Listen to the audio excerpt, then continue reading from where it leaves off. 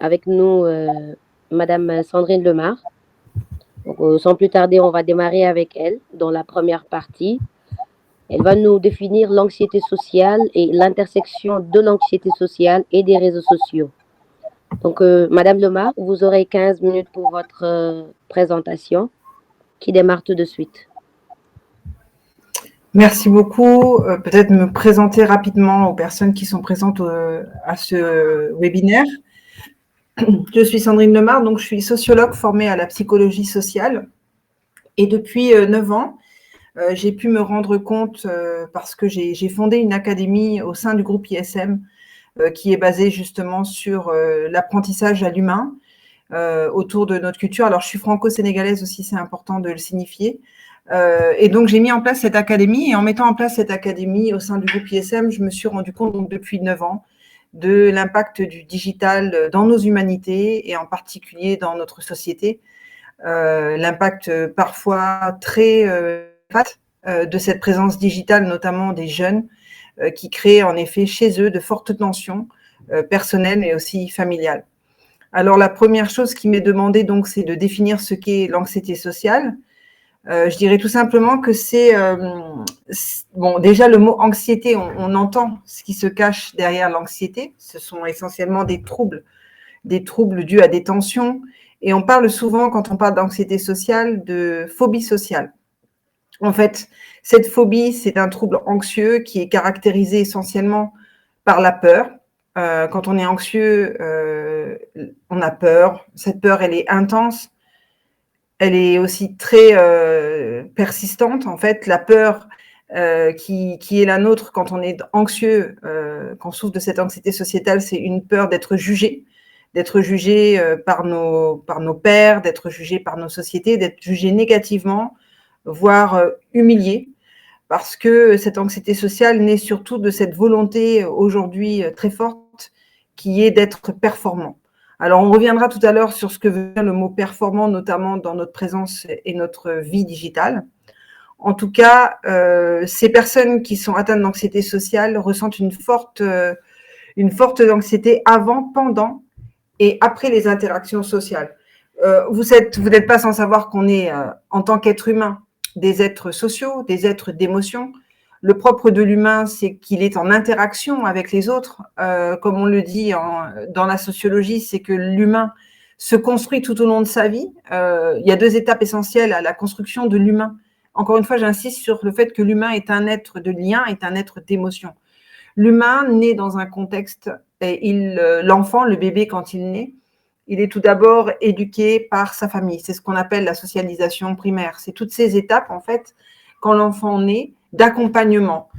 Pendant cette étape où l'enfant naît, qu'il est, j'allais dire, vierge de tout, qu'il ne connaît pas, qu'il ne s'exprime pas, la première étape de socialisation est de le rendre social, de faire de lui un être social. En donnant quoi ? En lui donnant accès à une culture, en lui donnant accès à des valeurs, en lui donnant accès à une langue, en lui donnant accès aussi à un entourage, à sa famille. C'est la première étape, en fait, de socialisation. La famille et l'école. C'est les premiers agents de socialisation quand on est un enfant. Ensuite vient la seconde étape. Cette étape, c'est la socialisation secondaire. C'est celle dans laquelle on rentre à l'âge adulte. Jusqu'à la fin de notre vie, on est dans cette étape de socialisation secondaire où, en fait, on n'est plus, j'allais dire, entouré par nos pairs familiaux, mais entouré par des pairs de classe d'âge, des pairs professionnels, des gens avec qui on évolue. Et c'est là où aussi on grandit, j'allais dire, on grandit en interaction sociale. L'anxiété sociale, c'est cette peur de la relation sociale. Et cette peur de la relation sociale, aujourd'hui, elle impacte sur le bien-être émotionnel et sur la qualité de vie des gens qui en souffrent. Et force est de constater, bien évidemment, pour ce qui est de mon expérience depuis plus de 9 ans et les travaux sociologiques que je fais là-dessus, cette anxiété sociale est de plus en plus répandue chez particulièrement les digital natives, j'allais dire, les jeunes qui sont nés avec le digital, qui ont aujourd'hui entre 20 et 25 ans. Mais c'est aussi le cas de gens de ma génération, j'ai 50 ans, qui vivent une vie parallèle dans le digital, de visibilité, de création de contenu, et qui, par moments, en étant tellement présents dans le digital, oublient qu'ils sont des êtres sociaux et ils ont des problèmes d'interaction dans le réel, parce que parfois, en effet, dans le digital, on fait des erreurs ou on fait une communication qui n'est pas forcément accolée à ce que nous sommes vraiment. Voilà ce qu'est la définition, selon moi, et selon bien sûr les collègues avec qui je travaille, psychologues, sociologues, anthropologues, de ce qu'est l'anxiété sociale. Je passe aussi à l'impact donc des réseaux sociaux sur cette anxiété sociale. On est d'accord, je continue dans le déroulement.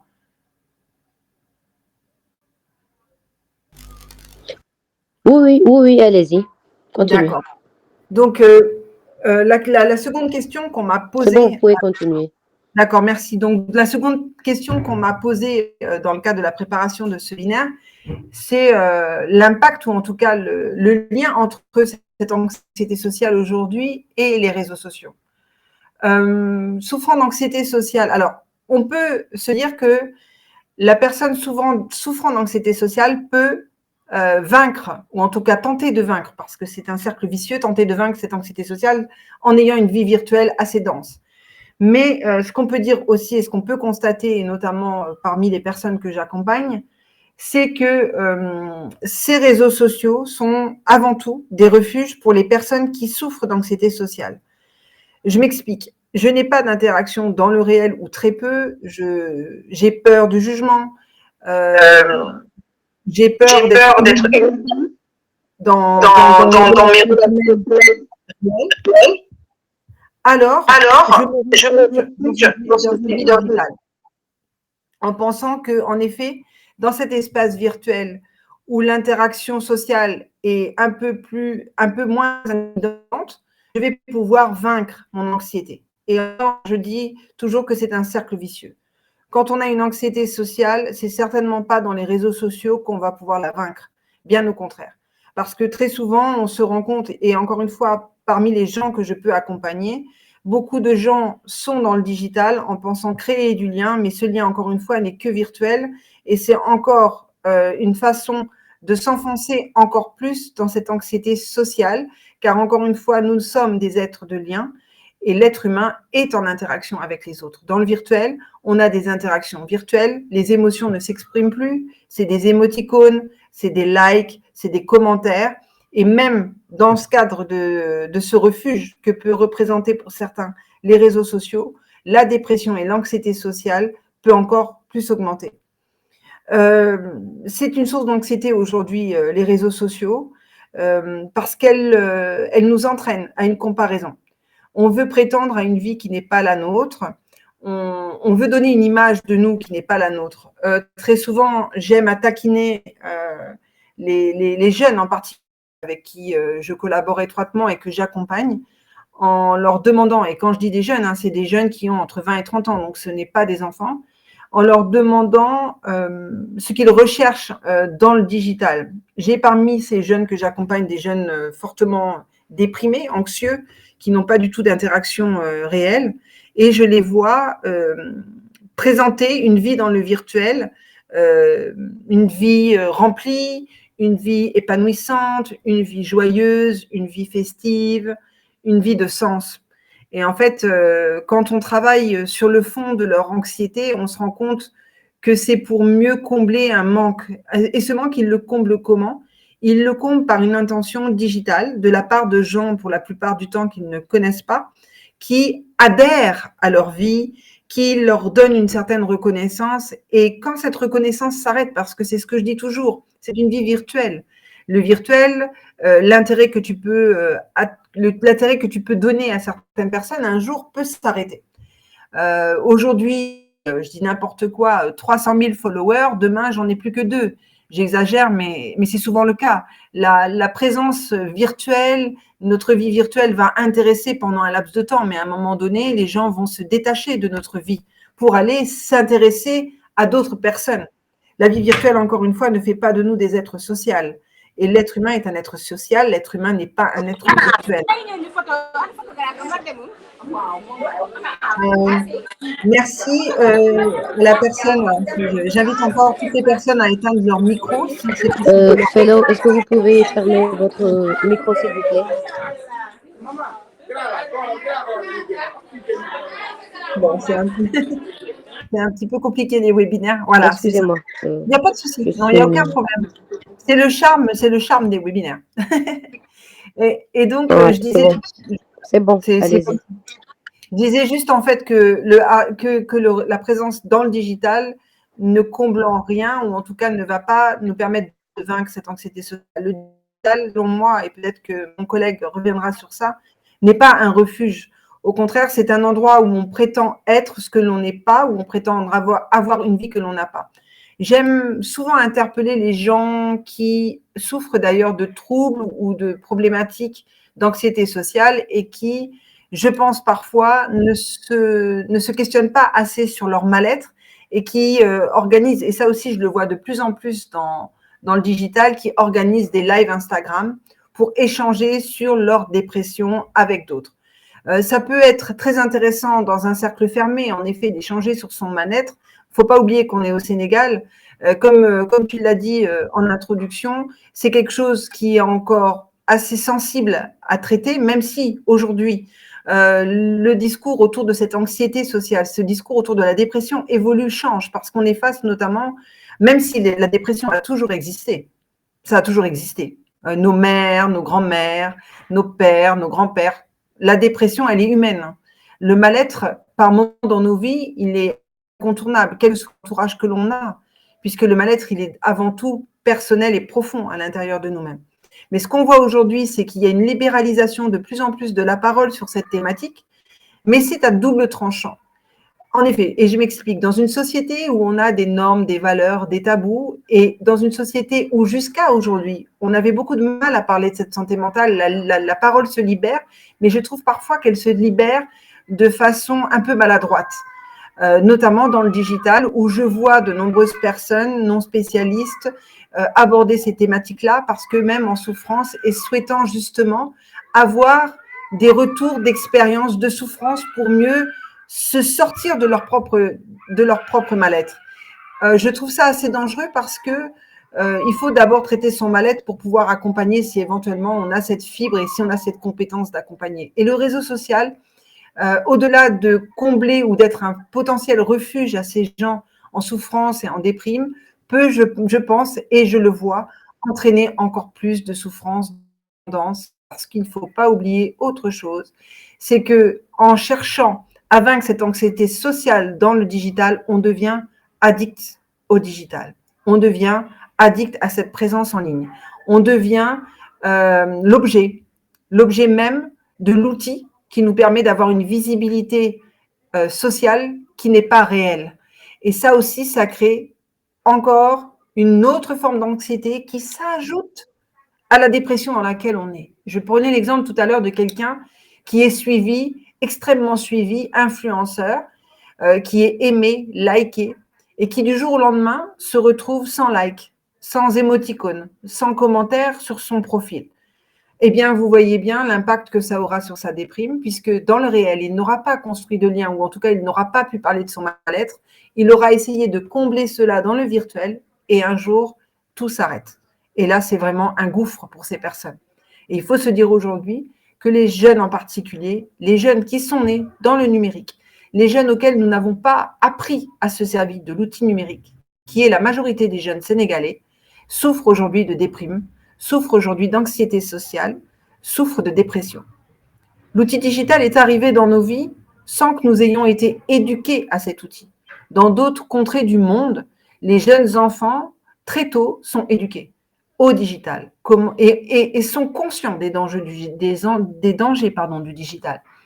Aujourd'hui, on a des jeunes qui n'en sont pas conscients, qui vont vendre une vie virtuelle qui n'est pas du tout accolée à leur société et qui vont rencontrer encore plus de difficultés demain pour retourner dans ce lien social propre au Sénégal. Au Sénégal, une des difficultés, je pense, qui est en train de changer, c'est le manque, en effet, de discussion, d'échange sur ces thèmes qui mettent tout le monde mal à l'aise.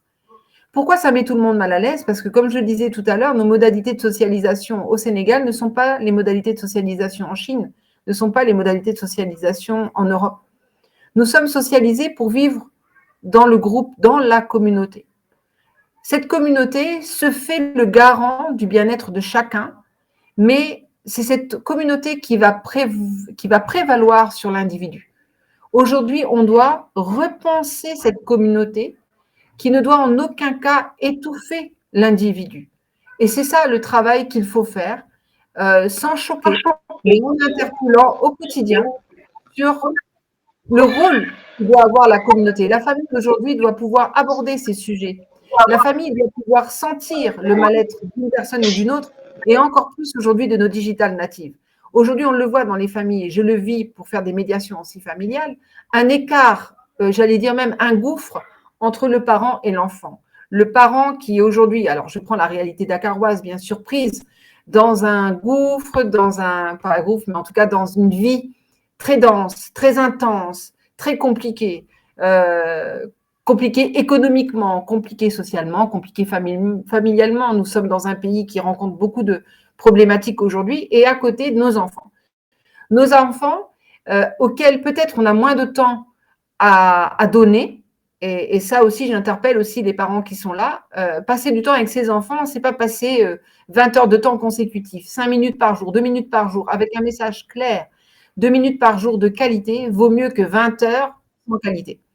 Et aujourd'hui, c'est ça que je constate, moi, dans ma pratique. Des parents d'un côté, des enfants de l'autre, des parents surpris de l'anxiété dans laquelle sont leurs enfants, et d'autant plus surpris de la façon dont ces enfants s'épanchent et parlent de leur mal-être et vendent une image d'eux qui n'est pas la leur dans le digital. Et ça crée vraiment des soucis. Je reviendrai après sur ça.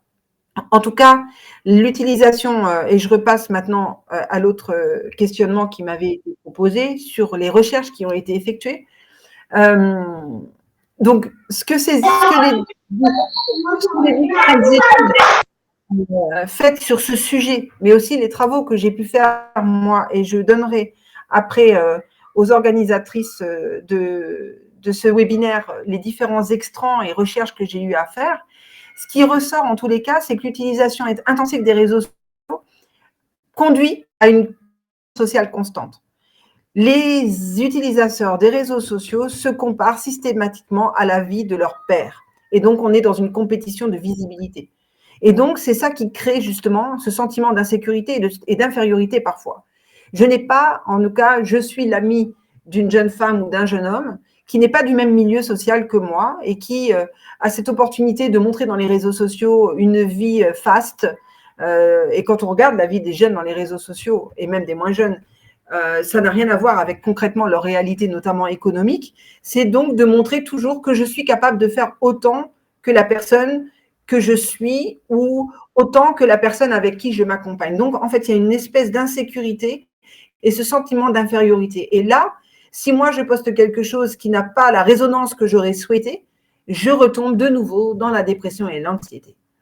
Autre chose qui naît de tout ce contexte que l'on décrit, c'est le harcèlement en ligne, qui rend les gens de plus en plus déprimés, bien évidemment.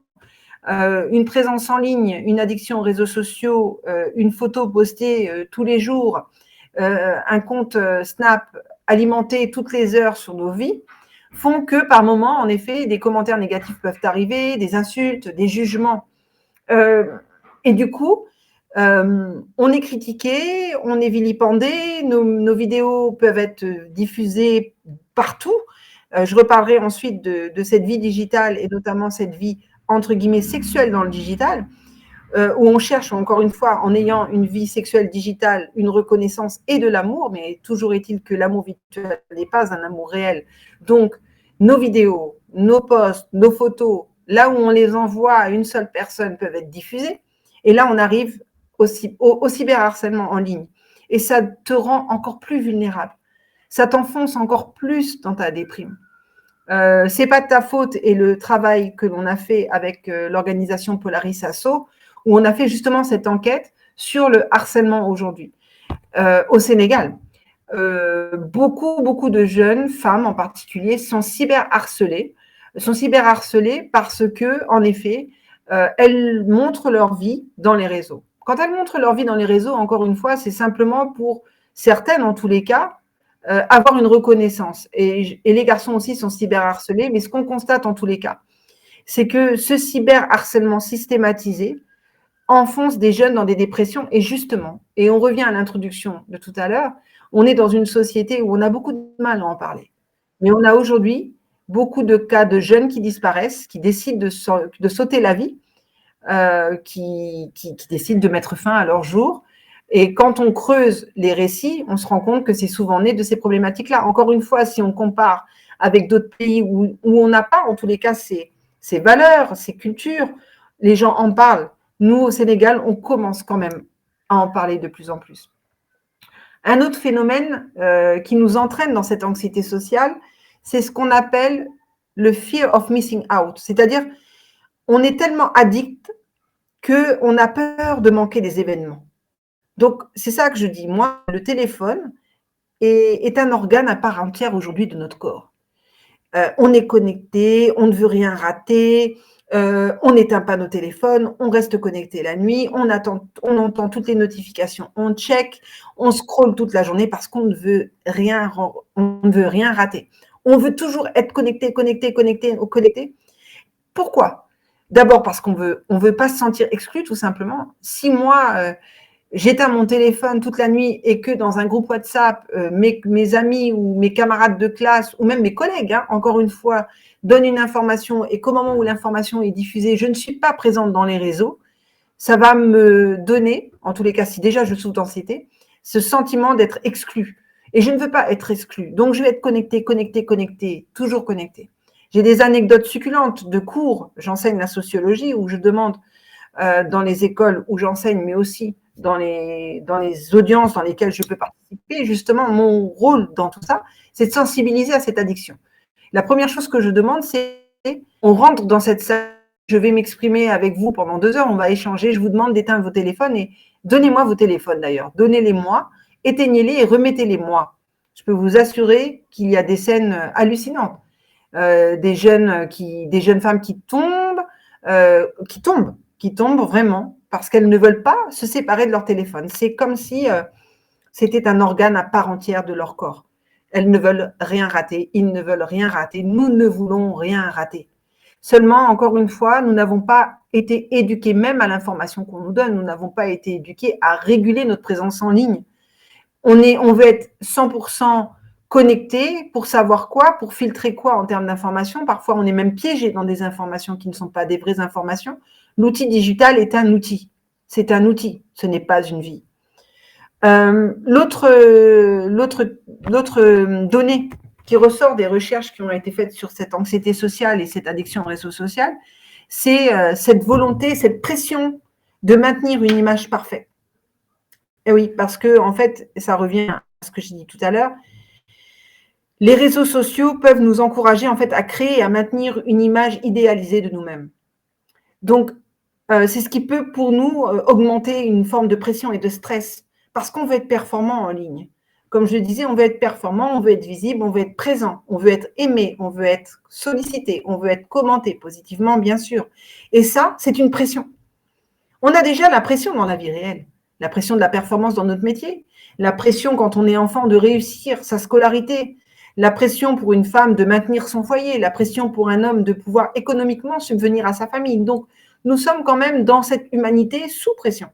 Mais le digital nous a remis une couche de pression parce qu'on nous demande d'être parfait, parce qu'on nous demande d'être présent, parce qu'on nous demande d'être constant.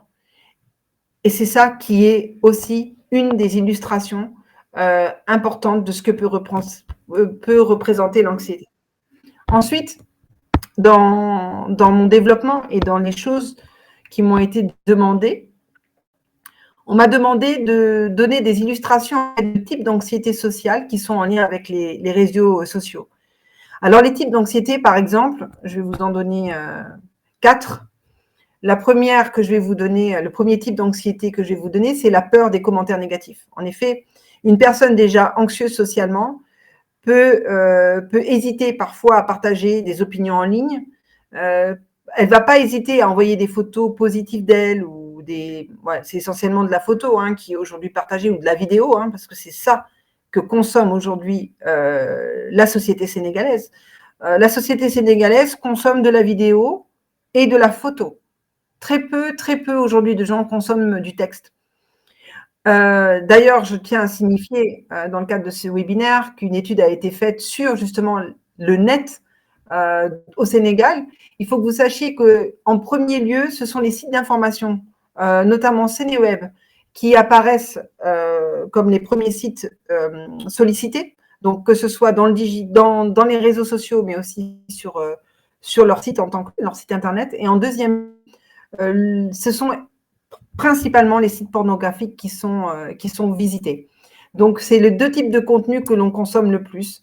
Et c'est là où, justement, ça doit vraiment nous interpeller de façon générale dans la société et qu'on doit justement prendre en charge ce sujet, encore une fois, sans vulgarité, sans jugement, avec beaucoup de tact, mais c'est vraiment des sujets qu'on doit prendre à bras le corps aujourd'hui parce que si je reviens sur ces sites consommés nous donnent ou nous invitent à des pratiques qui ne sont pas de nous et ce ne sont pas des pratiques, j'allais dire, normées. Ce sont des pratiques hors normes que l'on regarde et si on ne fait pas attention, ces pratiques hors normes vont arriver dans nos foyers et vont dénaturer notre société. C'est très, très important. Je pense que mon collègue en parlera tout à l'heure. Donc, les commentaires négatifs sont une forme en tout cas, un type d'anxiété sociale en lien avec les réseaux sociaux. L'appréhension face aux interactions en ligne, en fait. On a participé, par exemple, à ce qu'on fait aujourd'hui. Aujourd'hui, on a cette opportunité de parler en ligne. Attention à ce que l'on dit quand on parle en ligne. Nous sommes enregistrés.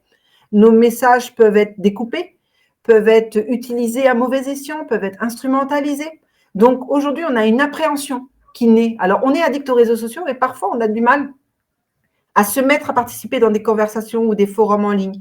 Ça peut être une source d'anxiété parce que, comme je vous le dis, je m'exprime actuellement avec vous, je peux m'imaginer demain que si ce webinaire est enregistré, partagé, des propos que je peux tenir peuvent être utilisés contre moi et on a peur d'être jugé. Ensuite, il y a un autre scénario, c'est la comparaison constante dont je parlais tout à l'heure.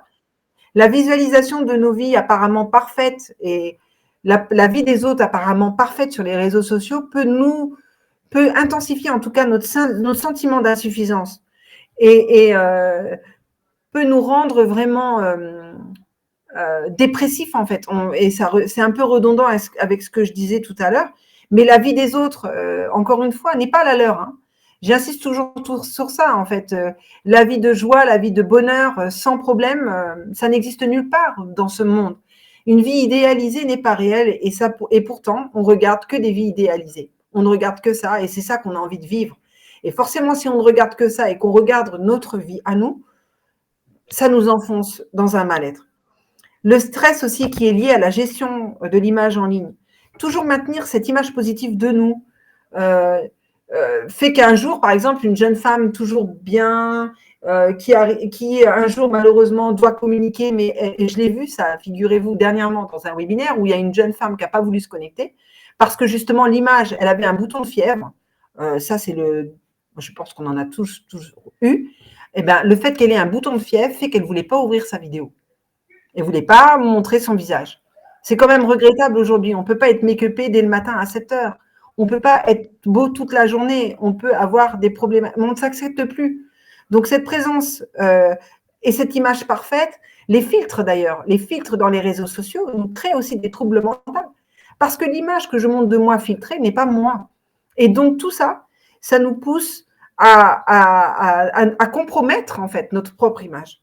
Donc, pour terminer mon développement, je dirais simplement qu'il faut absolument souligner que les réseaux sociaux, là j'ai défini des choses qui sont négatives malheureusement parce qu'on parle d'anxiété et que c'est quelque chose d'anxiogène pour moi aujourd'hui. Ça peut devenir quelque chose de positif demain, mais aujourd'hui dans notre société, c'est quand même plus anxiogène que positif. Donc, ces réseaux sociaux, quand même, ne sont pas que négatifs. Même si leur utilisation peut affecter différemment les individus en fonction de leurs préoccupations et de leur sensibilité, ce qu'il faut tout simplement, c'est préconiser un usage conscient et équilibré de ces médias sociaux. Il faut qu'on apprenne à se déconnecter. Je suis actuellement sur un projet, si vous allez regarder ensuite mon compte LinkedIn, qui s'appelle la réinitialisation. Ça fait 3 ans que je travaille sur ça. Pour moi, il est temps pour nous de nous réinitialiser et d'éteindre bien sûr, de ne pas s'extraire du digital. Encore une fois, l'idée n'est pas de s'extraire du digital, mais de l'apprendre. On doit être éduqué à cet outil. On doit être éduqué parce qu'il fait partie de notre vie. On ne peut plus faire marche arrière. Hein. D'ailleurs, il n'est pas question de faire marche arrière, on ne peut plus. Ça fait partie de nous. Le digital, c'est notre quotidien. La preuve, on est tous ensemble ce soir grâce au digital. On n'aurait pas pu se réunir et aborder ce sujet aussi important si on n'avait pas cet outil. Cet outil, il est primordial, il est épanouissant à partir du moment où on le connaît. Je prendrai juste l'image d'un couteau. Un couteau nous permet de couper nos aliments. Mais si on ne sait pas s'en servir, c'est-à-dire que si on n'explique pas notamment à un enfant que sur le couteau, il y a un côté tranchant et un côté non tranchant, que le couteau sert uniquement à couper nos aliments ou à couper autre chose, mais en tout cas à couper, le couteau, si on n'éduque pas nos enfants, peut le blesser, peut fortement le blesser. C'est la même chose avec l'outil digital.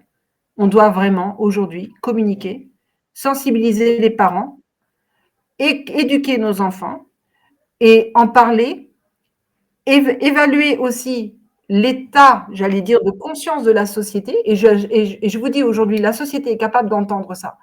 Il y a 9 ans, quand je commençais à aborder ces sujets-là, on me fuyait. On me disait, mais Sandrine, tu exagères. Aujourd'hui, on ne me fuit plus. La preuve, on m'a demandé ce soir d'intervenir à vos côtés parce qu'aujourd'hui, la société l'entend et les parents ont peur. Les parents ont peur pour leurs enfants.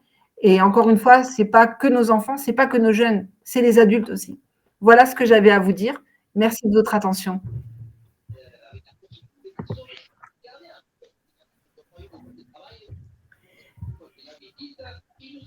Donc, je vous redonne le micro. Merci à vous. Merci beaucoup, Madame Lemar. Merci pour cette belle présentation. D'accord, merci. Merci beaucoup. Alors, pour ceux qui viennent de nous rejoindre, c'était Madame Sandrine Lemar. Elle est psychosociologue, directrice de la Soft Skills Academy du groupe ISM. Donc, elle l'a mentionné au début, mais peut-être que les gens qui nous ont rattrapés tout à l'heure n'ont pas entendu. Elle a créé l'Académie pour la santé mentale des étudiants de l'ISM. Donc, elle les accompagne via des différentes activités pour améliorer leur bien-être mental. Donc, merci beaucoup, Madame Lemar, pour cette belle présentation.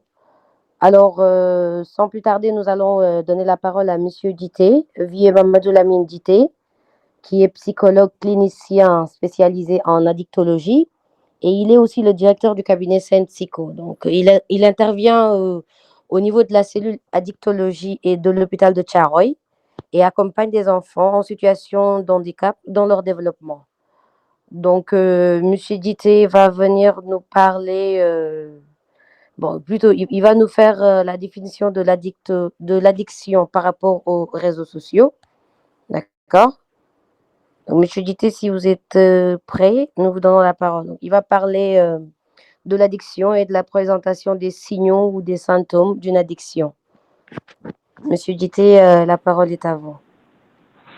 Alors, merci beaucoup. Bonsoir les participants de cette webinaire. D'abord, remercier la présentation du collègue qui vient de présenter sur l'ancienneté donc des réseaux sociaux. Je me présente, moi c'est Vieux Mamadou Lamine Dité, je suis psychologue clinicien spécialisé en thérapie cognitive et comportementale. Actuellement, je sers au Centre national psychiatrie de Tcharoy dans 2 services, le service pédopsychiatrie et le service addictologie également. Je suis également le directeur pédagogique du centre médico-psychopédagogique qui est à Malika, qui est un centre qui accueille les enfants en situation de handicap, notamment autisme, trisomie 21, l'infirmité cérébrale et d'autres troubles. Alors, je suis ravi donc de faire partie de cette webinaire-là. Donc, je vais rapidement aller au niveau donc des tâches qui me sont assignées, c'est-à-dire donner la définition de l'addiction, faire la présentation des différents types d'addiction, montrer les signes les signes indicateurs donc d'utilisation des réseaux sociaux et enfin donner quelques recommandations pour éviter pour réduire en fait la consommation en réseaux sociaux. Alors pour les addictions, de façon générale, la définition qu'on donne à l'addiction, quand on parle d'addiction, une addiction, c'est une dépendance à une substance ou à une activité. Si on parle d'activité dans ce cas-là, on fait référence à des addictions comportementales. Parce que les addictions, il y a des addictions qui sont liées aux produits, mais il y a les addictions également qui ne sont pas liées aux produits, c'est-à-dire les addictions d'ordre comportemental. Donc notre sujet d'aujourd'hui s'agit vraiment d'une addiction qui n'est pas liée aux produits du tout. Oh,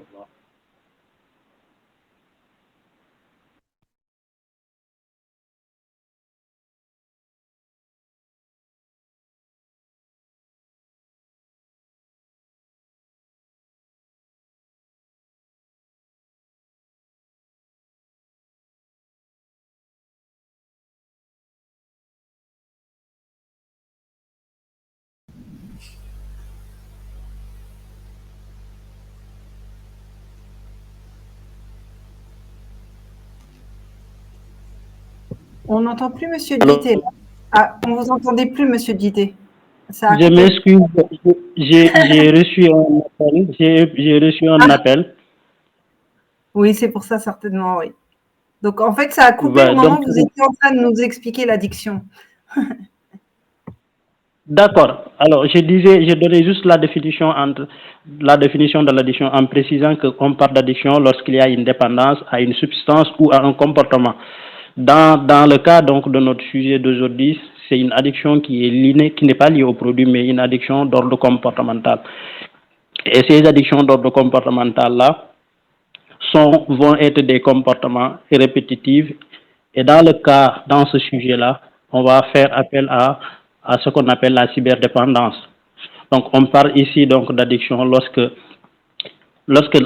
assiste à ce qu'on appelle à des comportements excessifs d'utilisation de l'Internet. Et ces comportements-là vont impacter sur notre cognition, c'est-à-dire sur nos comportements. Ça va impacter également sur notre interaction sociale et ça va impacter également sur le plan émotionnel. Donc, c'est qu'il faut préciser que ces types d'addiction,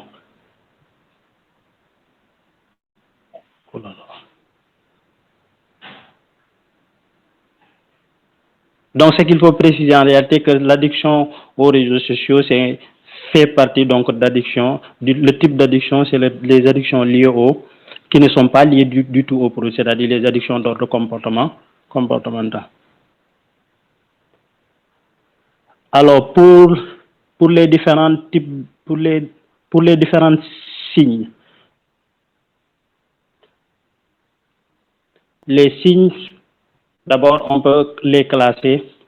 D'abord, le premier signe d'addiction sur le plan comportemental, c'est l'utilisation abusive. Alors, il y a un point assez important que j'aimerais aussi préciser, c'est par rapport à l'addiction. Quand est-ce qu'on parle d'addiction? On parle d'addiction lorsque je vais faire appel à ce qu'on appelle au psychiatre Karl qui nous parle d'addiction en parlant donc des 5 C. Il parle d'addiction, il nous dit on parle d'addiction lorsqu'on a une incapacité donc de contrôler la substance. Ici, on ne va pas parler de substance, mais on va parler donc de comportement. C'est-à-dire lorsque on échappe, le contrôle de nos comportements par rapport à l'utilisation de cet Internet nous échappe. Le deuxième C qui suit, il parle de consommation. La consommation, dans le cas des addictions, on a une consommation irrésistible donc de cet acte ou bien de ce comportement que nous avons. La troisième, c'est pour préciser les addictions, c'est l'utilisation compulsive qu'on fait donc de cette activité addictive. Le quatrième, c'est les conséquences. Donc la personne, il comprend ou bien il est conscient donc du danger du comportement addictif qu'il est en train de faire, mais néanmoins, il continue donc d'utiliser cette substance ou bien ce comportement qui est nocif pour sa santé mentale. Et le troisième C, c'est l'utilisation continue. Malgré toutes les conséquences, toutes les difficultés que cela peut engendrer, néanmoins, la personne continue à à utiliser ou bien continuer à avoir les mêmes comportements les comportements d'ordre addictif. Alors, pour des signes qui peuvent nous aider facilement à identifier quelqu'un qui est addict, d'abord, c'est l'utilisation compulsive des réseaux sociaux. Au-delà de cette utilisation, il y a un autre phénomène assez important, c'est l'isolement social. Donc, la personne aura tendance à être à être en retrait, c'est-à-dire son interaction sociale sera vraiment très réduite par rapport à quelqu'un qui n'a pas donc de difficultés. Et après ça, cette addiction, quel impact cette addiction aura? Donc, l'addiction va créer un impact d'abord sur le plan physique, aussi bien sur le plan psychologique. Mais là, on va s'arrêter juste sur le plan psychologique. Donc, les comportements addictifs, les impacts qu'ils vont faire, c'est d'abord un impact sur le plan de l'anxiété, comme vient d'expliquer le collègue. Et l'autre point, c'est régulièrement des situations de dépression. Donc, des situations de dépression aussi peuvent être des impacts sur lesquels les personnes addictives vont être rencontrées. Et un autre point qui est fréquent, c'est des comportements d'ordre agressif. Donc, moins la personne est en contact avec les gens, moins il peut développer des comportements, plus il peut développer, je dirais, des comportements agressifs ou bien des difficultés à interagir avec les autres. Alors, cela aura donc des conséquences sur le plan psychologique, avec une instabilité sur le plan émotionnel, une incapacité à maintenir des conversations sociales avec ses pairs ou bien avec ses membres donc, de la famille. Donc, ce qui fait que la personne aura un déficit sur le plan communicationnel. Et les problématiques que ça amène actuellement, c'est aussi l'exposition au contenu, comme Madame vient de le signaler, l'exposition au contenu. Donc, les contenus d'ordre pornographique, l'exposition également à des jeux vidéo qui peut être problématique, mais également le problème avec les jeux d'argent actuellement, qui est un problème fondamental avec les loteries. Aussi, ça peut être des problématiques surtout au Sénégal, avec les jeux de XBL, je ne sais, XBL1 là, que les jeunes sont en train donc de jouer de façon compulsive et qui crée beaucoup donc de difficultés.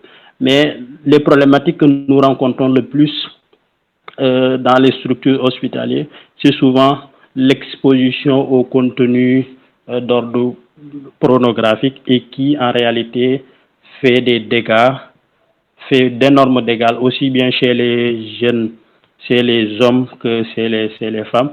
Et ça, le plus souvent, ces gens quand ils sont exposés donc à ces contenus-là, ils vont beaucoup plus loin en s'adonnant à des pratiques additives aussi, c'est-à-dire à l'instar de la masturbation. Et ces masturbations-là vont créer plus tard des conséquences dramatiques. Donc, le plus souvent, ça pousse également aux gens d'aller vers des difficultés d'ordre sexuel. Chez les femmes, on peut faire référence à la nymphomanie. Chez les hommes, on fait référence au saturalisme. Donc, c'est des comportements addictifs qui se développent de plus en plus actuellement, qu'on rencontre dans les structures hospitalières, surtout avec le phénomène donc de la masturbation, aussi bien chez les hommes que chez les femmes. Alors, pour les conseils que je peux donner pour la reconnaissance précoce donc des signaux. Donc, la première des choses qu'on peut reconnaître pour identifier si nos parents ou bien si la personne avec qui on vit a des comportements addictifs, c'est d'abord le changement comportemental. Donc, les changements comportementaux peuvent être des signaux d'alerte pour suspecter, pour voir si la personne est addict ou bien va vers l'addiction ou bien a des difficultés d'ordre addictif. Au-delà de ça, les interactions suspectes aussi peuvent être des éléments, des signaux d'alerte qui nous poussent qui vont nous permettre donc de comprendre toutefois si la personne est confrontée donc au problème donc d'addiction. Alors pour remédier à ça, ce qu'il faut faire, c'est de mettre l'accent des solutions, je voulais dire. On doit mettre l'accent sur l'interaction sociale, de limiter notre utilisation donc de téléphone, passer du temps avec la famille, avec des amis, avec des proches, avec des collègues pour travailler et encadrer donc l'utilisation, parce qu'actuellement on ne peut pas s'en passer donc de l'utilisation de l'internet, mais on a quand même la capacité d'encadrer cette utilisation là pour que ça soit une utilisation beaucoup plus efficiente, qui va impacter moins sur notre santé mentale. Donc les recommandations que j'ai à vous donner, c'est établir des règles claires pour l'utilisation de votre appareil numérique au niveau de la maison, c'est-à-dire se donner des heures où vous allez passer plus de temps avec la famille, plus de temps avec les amis que d'utiliser le téléphone. Au-delà de ça, encourager également la personne à faire des activités d'ordre sportif qui peut l'occuper, que ce soit du sport, des activités de loisirs, de l'art, des activités en plein air qui vous permettent à la personne d'être occupée sans utiliser donc son téléphone. L'autre élément aussi, c'est la sensibilisation. Comprendre d'abord le danger donc de l'internet, profiter de plus en plus les points qui sont pas négatifs, c'est-à-dire les points bénéfiques, mettre l'accent sur ça. Encourager également les communications beaucoup plus ouvertes sur le numérique, mais en mettant l'accent sur des éléments positifs, pas sur des éléments négatifs.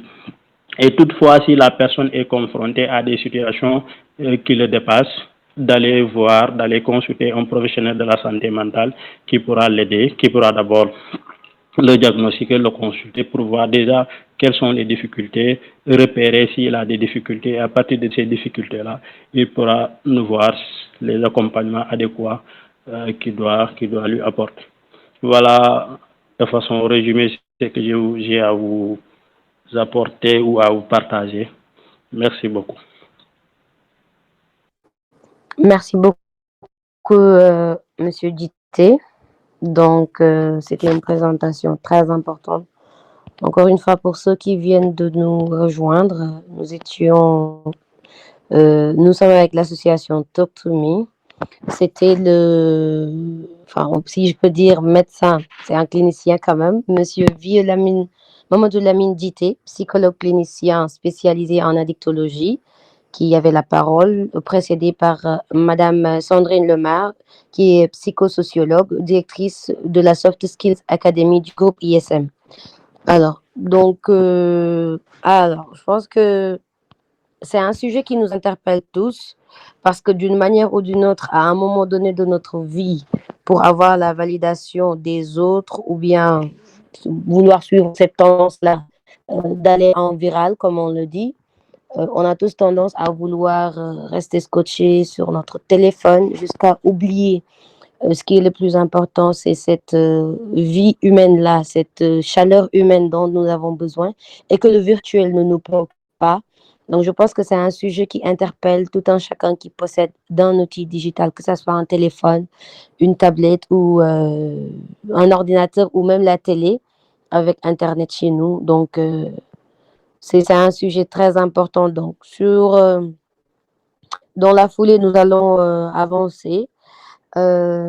Si Madame Khouma est disponible pour la présentation des témoignages. Madame Khouma, dites-moi si vous êtes disponible pour la présentation des témoignages ou d'études de cas. Si c'est bon, sinon nous avançons sur le 4e point. Bonsoir tout le monde. Bonsoir aux participants et merci pour le temps que vous accordez à ce webinaire-là. Merci à Mme Lomar ainsi qu'à M. Dité pour les présentations qu'ils ont eu à faire sur la thématique d'aujourd'hui, qui est l'addiction aux réseaux sociaux pour les personnes qui souffrent d'anxiété sociale. Ce qu'il faut savoir, c'est que c'est un webinaire interactif. Donc, vous qui écoutez, si vous avez des témoignages ou autres, n'hésitez pas, vous pouvez lever la main, partager avec nous ces témoignages-là. Et par rapport aux réseaux sociaux, à cette addiction-là, en fait, tellement que nous le vivons tous les jours que nous nous en rendons même pas compte. Nous nous disons que c'est normal. Tout à l'heure, en disant à ma sœur, voilà, il y a le webinaire qui commence dans quelques minutes, elle me dit, mais est-ce que ça va m'empêcher de me connecter sur WhatsApp? Je dis, mais écoute-toi, en fait, obligatoirement, tu dois écouter ce webinaire-là, parce que là, ça devient très dangereux. Donc, si prendre 1 heure de ton temps pour écouter un webinaire, qui va t'empêcher de te connecter sur WhatsApp, te stresse à ce point, c'est qu'il y a un problème. Les jeunes d'aujourd'hui, et particulièrement les jeunes surtout, parce que peut-être les gens adultes ne sont pas des digital natives comme les appelle Sandrine,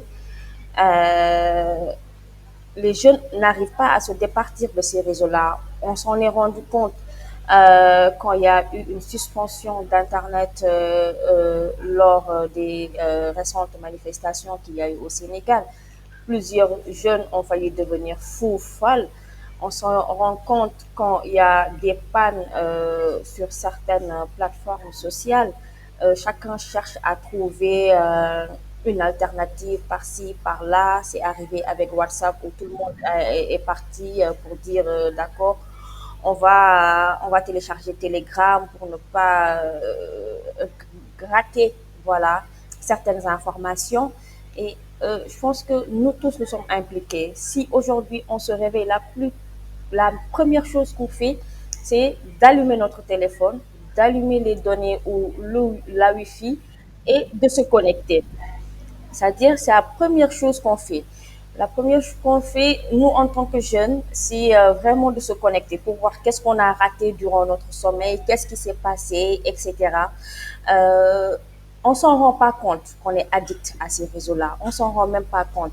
Par rapport à l'anxiété sociale, je me dis que ces réseaux-là sont en train même de nous pousser à être plus anxieux en fait. On a du mal aujourd'hui avec les interactions humaines, même si nous sommes des personnes qui sont appelées à vivre en communauté. On a du mal avec ces interactions. On préfère envoyer un message plutôt que d'aller voir la personne. On préfère envoyer, je sais pas, participer à un live que d'aller physiquement à un événement qui a lieu, tellement qu'on a peur désormais de ces rencontres-là. Et moi, j'appelle de ces rencontres-là. Et moi, j'appelle cette peur-là, en fait, comme je pense que Sandrine l'a abordé, c'est en fait une peur par rapport à une vie qu'on s'est créée sur Internet. Du coup, ça nous pousse à ne pas aller vers les gens. On s'est tellement créé une vie sur Internet, une vie qui n'est pas la nôtre, qui est totalement fausse. Parfois, je vois les gens dire, il y a des gens, on a l'impression qu'ils pensent qu'on ne les connaît pas dans la vraie vie. Et ils ont raison. Tellement la personne se crée un cocon, une bulle, on va dire, sur les réseaux sociaux, qu'elle a du mal à sortir pour affronter la vraie vie. Elle a du mal à sortir pour dire non, c'est moi, en fait, c'est pas la vie que j'ai sur les réseaux sociaux, c'est pas cette vie-là que j'ai, mais c'est moi qui suis là. Donc, en gros, nous tous, on est un tout petit peu affectés par cette addiction-là aux réseaux sociaux. On est très touchés par cette addiction aux réseaux sociaux-là. On ne peut pas se départir de nos téléphones portables. On ne peut pas se départir d'Internet. On préfère chatter sur Internet que d'aller physiquement voir les gens, d'aller physiquement vers les gens. Et c'est ça, enfin, un problème persistant, enfin, qui existe, qui est là, sur lequel on ne parle pas parce que c'est devenu une normalité, c'est devenu, on se dit vraiment, c'est les personnes qui ne sont pas sur les réseaux sociaux maintenant qui sont bizarres, qui sont anormales, alors que au contraire, c'est eux qui ont vraiment compris l'essence de la vie. Donc, s'il y a d'autres personnes qui ont des témoignages, n'hésitez pas à nous en faire part. C'était tout, Amina. Merci beaucoup, Madame Houma.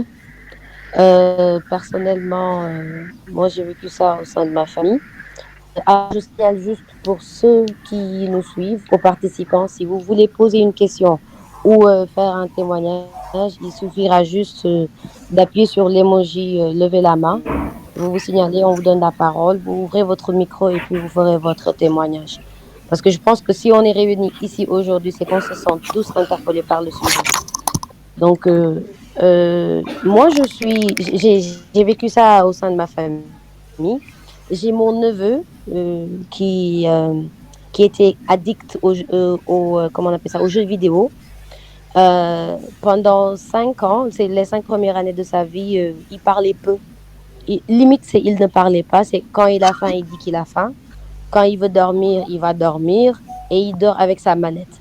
À un moment donné, il est parti à l'école, il a commencé à faire des études et il était très lent par rapport au reste de ses camarades de classe. Donc, on a eu à interpeller un répétiteur qui nous a mis avec un, comment on appelle ça, un pédopsychiatre. Mais finalement, ce qu'on a compris, c'est que le petit, en fait, il était tellement ancré dans cette vie, dans le virtuel, dans le jeu vidéo, que il avait perdu tout ce qui est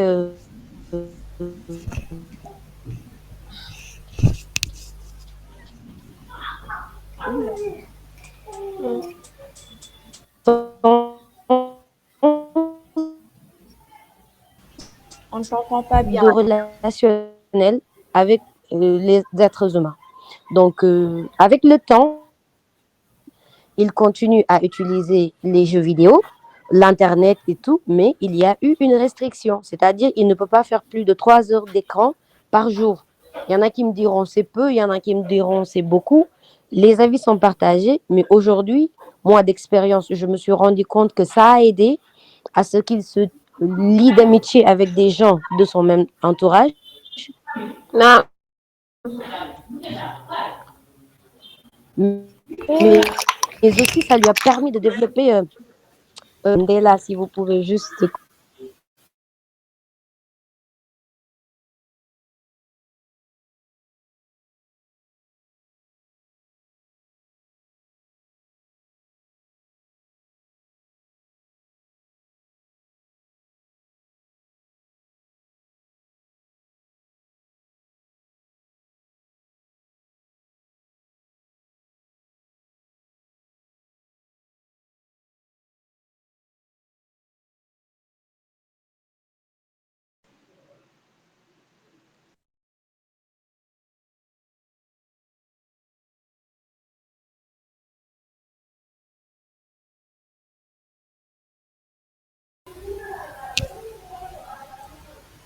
Amina, on t'entend peu.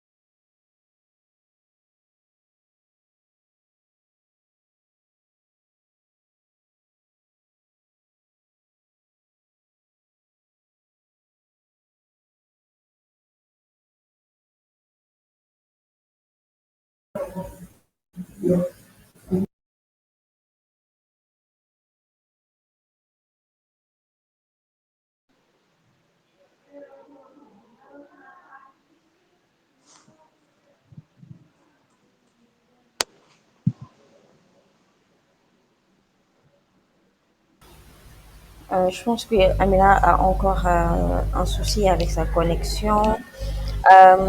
Si vous avez d'autres, Peut-être que quelqu'un d'autre est-ce que là a c'est un bon? témoignage. voilà, Mhm. une autre Ah, personne peut témoigner sur l'anxiété sociale et plus sur l'addiction même aux réseaux sociaux.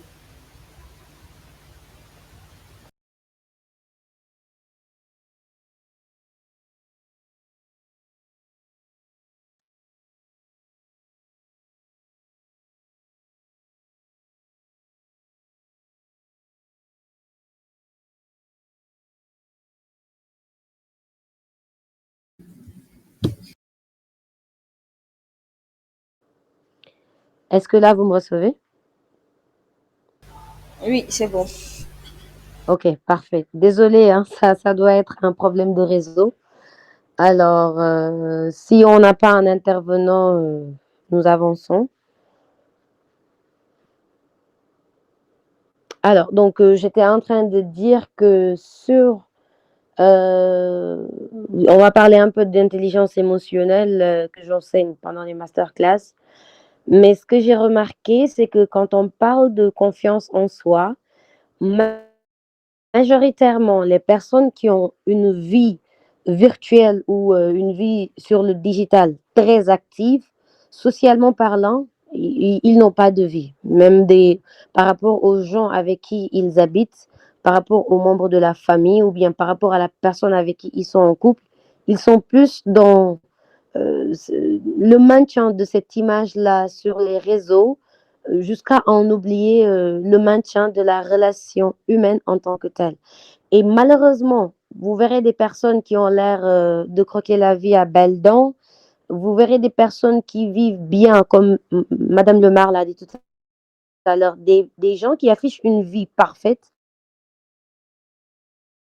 Mais dans le fond, et si les gens disent ceci, quand dira-t-on si je poste une photo comme ça, si je reste 2 jours sans interagir sur un sujet d'actualité, est-ce que je ne vais pas perdre des followers?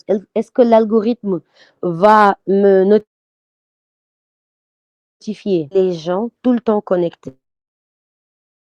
C'est un algorithme, c'est une intelligence artificielle qui est là et que quand on reste une certaine période sans pour autant poster et garder nos comptes actifs, l'algorithme nous relègue au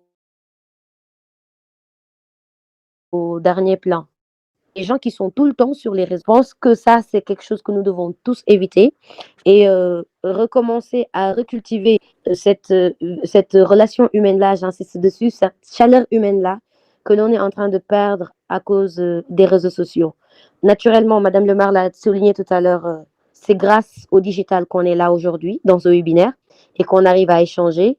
Donc, utilisons-le à bon escient avec une durée assez limitée qui ne nous empêche pas de sortir, d'avoir des activités au dehors, tout en gardant la tête froide, quoi, je veux dire. Parce que si on se relève un jour et qu'on coûte encore l'Internet,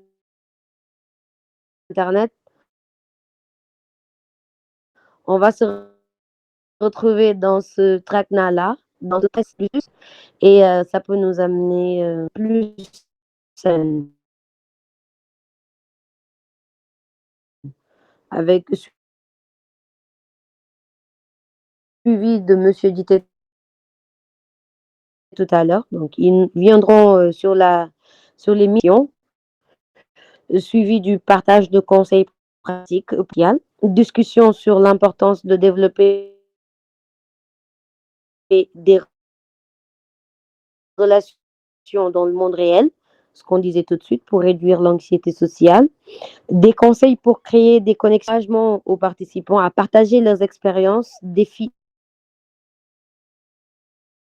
et réussites, et des possibilités pour les intervenants de répondre aux questions des participants. Donc, si c'est bon, Madame Lemar, nous vous redonnons la parole pour revenir là-dessus. Merci beaucoup. Mais écoutez, je pense que les conseils quelque part ou les idées, on les a déjà soulevés plus ou moins dans nos différentes interventions. Comment vaincre cette addiction et comment remettre du lien humain. Je reviendrai sur mes propos en disant qu'il ne faut pas oublier que l'humain est un être social. Voilà, qu'on est un être social. Et quand je parle de ça, j'insiste sur notre responsabilité. D'abord et avant tout, je ne sais pas qui écoute ce webinaire, mais en tous les cas, en tant que parent. faire un enfant, donner la vie, dans notre monde aujourd'hui, c'est vraiment pas anodin du tout. Je pense que ça n'a jamais été anodin d'ailleurs, de donner la vie. Donner la vie, c'est une responsabilité énorme. Et bien sûr, il n'y a pas de bons parents ou de mauvais parents. Là n'est pas la question. Mais la question quand même, elle est comment on éduque. Quand on est parent, quand on donne et quand on prend la responsabilité de donner la vie à un enfant, on n'est pas à l'abri, bien évidemment, des rencontres qu'il fera au cours de cette phase de socialisation secondaire dont je parlais tout à l'heure. On n'est pas à l'abri de ça. Mais on est au moins responsable de toute cette première phase de socialisation. Les exemples que l'on prend de jeunes aujourd'hui addicts aux réseaux sociaux, oui, parce qu'ils sont digital natives, oui, parce qu'ils évoluent dans le digital, et la responsabilité quand même des parents, on est responsable, ça nous incombe un peu. Aujourd'hui, bon, peut-être que mon collègue M. Gité reviendra sur ça, mais aujourd'hui, quand on s'extasie d'avoir un enfant de 3 ans qui maîtrise le téléphone, on s'extasie plus de ça dans le monde aujourd'hui. Au contraire. On s'extasie pas d'un enfant dans le digital qui, dès l'âge de 3 ans, sait maîtriser un téléphone. À 3 ans, on n'a pas de temps à passer devant un téléphone, encore moins à passer à visionner des vidéos. C'est justement à cet âge-là qu'on nous demande, en tant que parents, d'être le plus vigilant possible.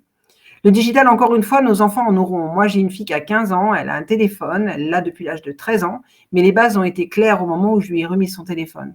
Nous sommes des êtres quand même dotés d'une conscience et d'une responsabilité. On ne doit pas aussi oublier que nos enfants sont dotés de raison et ils sont capables aussi d'entendre ce qu'on leur donne comme préconisation. Il ne faut pas dire que nos enfants ne peuvent pas entendre, dès petits, les préconisations qu'on leur donne. Il ne faut pas penser non plus que nos enfants sont pas ouverts au monde. Ils sont ouverts au monde et ils sont conscients des enjeux et des dangers. Si tant est que nous, en tant que parents, on leur en fasse part. Il faut avoir des règles claires.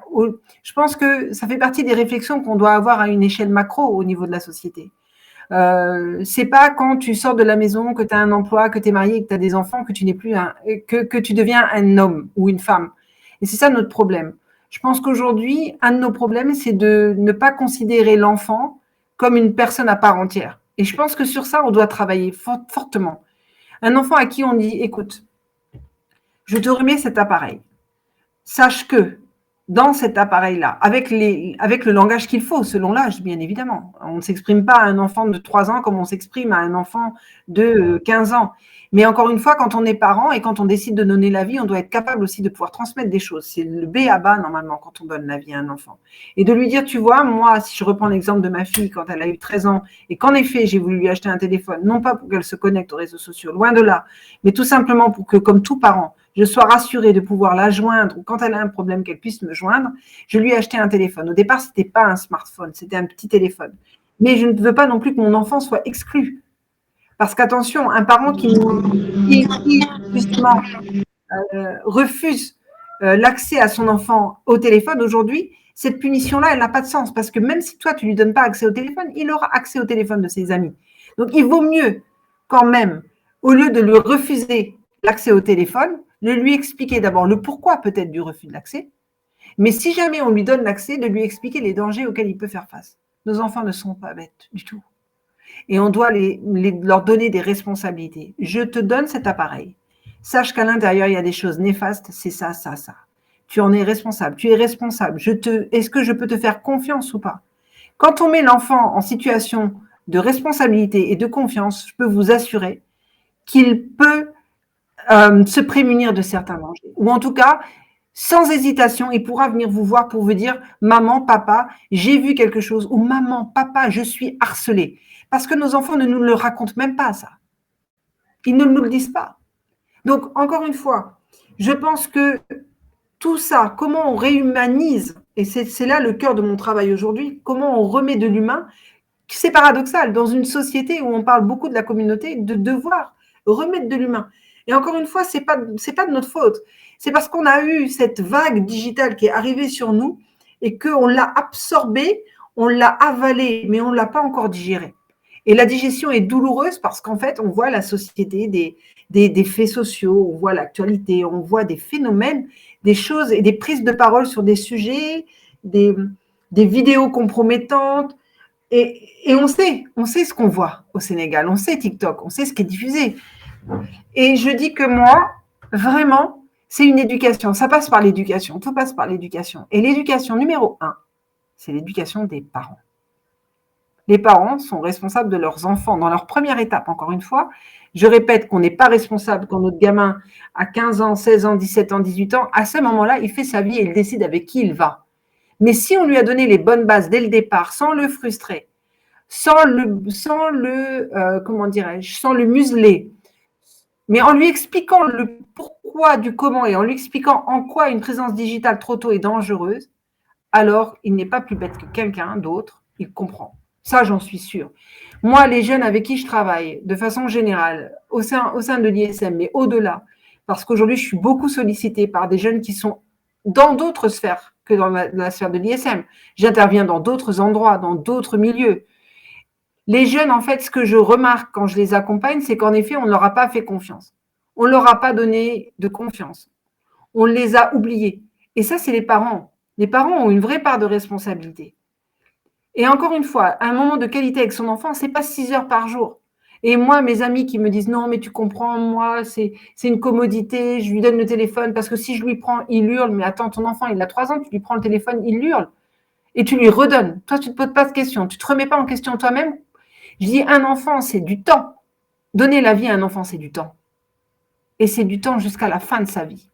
Parce qu'on est parents de nos enfants jusqu'à ce qu'ils décèdent, jusqu'à ce qu'ils vieillissent. Et ça, c'est, pour moi, la responsabilité première, c'est même pas l'école, c'est les parents. Revenir à une socialisation de l'enfant avec, en effet, nos normes, nos valeurs, nos codes.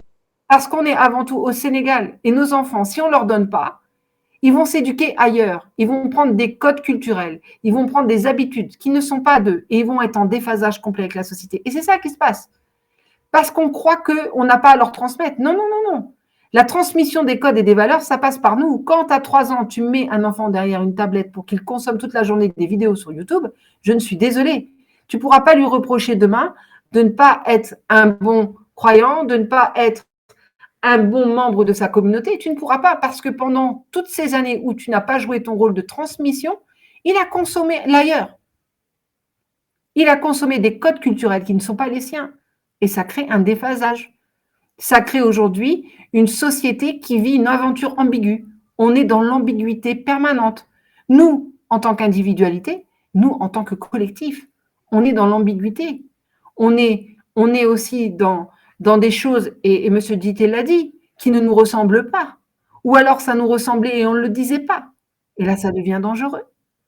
Ça devient dangereux pour nos enfants. Moi, le cri que je porte, c'est d'éduquer les parents, que les parents s'éduquent avant de remettre, encore une fois, un couteau dans la main d'un enfant, tu lui expliques qu'il coupe. C'est la même chose pour le téléphone. Renouer le lien avec nos enfants. Comme on le disait tout à l'heure, renouer le lien, pas 4 heures parce qu'on n'a pas le temps, mais au moins 2 heures par temps. Le week-end, on a du temps, sortons. On est à Dakar, on parle de Dakar aujourd'hui. Peut-être que dans les régions, l'appréhension, mais je sais que dans les régions aussi, les retours que j'ai, des études que je fais, c'est aussi une vie digitale un peu compliquée dans les régions. Mais je pense que Dakar, bon, c'est un autre monde pour nous qui vivons à Dakar, qui travaillons à Dakar. C'est un rythme intense, un rythme compliqué, un rythme fatigant, une pression. La vie à Dakar est de plus en plus chère, nos salaires ne sont pas réévalués. Donc, ça nous demande d'user d'avoir différentes poches, d'avoir peut-être différents boulots. Et encore une fois, il y a des gens aujourd'hui qui vivent au jour le jour, les gorgolous, les gens qui se lèvent le matin ne savent pas, parce qu'il y a aussi cette précarité financière qui fait que les parents sont vraiment dans de grandes difficultés. Mais ça n'empêche pas quand même de réfléchir à leur rôle. Renouer du lien avec nos enfants, relions du lien aussi entre adultes, entre nous, abordons des sujets sans être offusqués. Disons-nous la vérité. Il n'y a pas de problème à dire la vérité. La vérité n'est pas dangereuse quand on l'assume. La vérité doit être dite. Ces sujets tabous doivent être traités, encore une fois, en douceur, sans vulgarité. Mais aujourd'hui, force est de constater, dans le digital, on est vulgaire. Ça ne nous ressemble pas. On ne se retrouve pas. Donc, dire la vérité qui fait de mal, parfois est nécessaire. Et encore une fois, trouvons les mots justes. Ne soyons pas dans dans une, comment dirais-je, intimidation ou dans des jugements de valeur. Non, non, ne soyons pas là-dedans parce que ça sert à rien de juger quelqu'un qui va pas bien. Ça sert à rien de juger un parent qui peut-être à un moment donné s'est pas rendu compte qu'il a été défaillant. Non, c'est la vie qui fait qu'à un moment donné on perd pied. Aujourd'hui, on s'en rend compte. Ce webinaire prouve qu'on perd pied. Remettons-nous les deux pieds bien ancrés. Ramenons chez nous qui fait le cœur de notre vivre ensemble. Créons du lien avec nos enfants, du lien réel. Expliquons-leur qu'on ne veut pas les frustrer, qu'on ne veut pas non plus ne pas qu'ils soient dans le digital parce que c'est une catastrophe. Les parents qui empêchent leurs enfants de se connecter, les parents qui codent les comptes, etc. pour les bloquer. Mais attendez, ils sont plus malins que nous. Le digital, ils sont nés avec, pas nous. En tout cas, pas ma génération. Moi, je vais avoir 50 ans, je ne suis pas née avec le téléphone dans la main.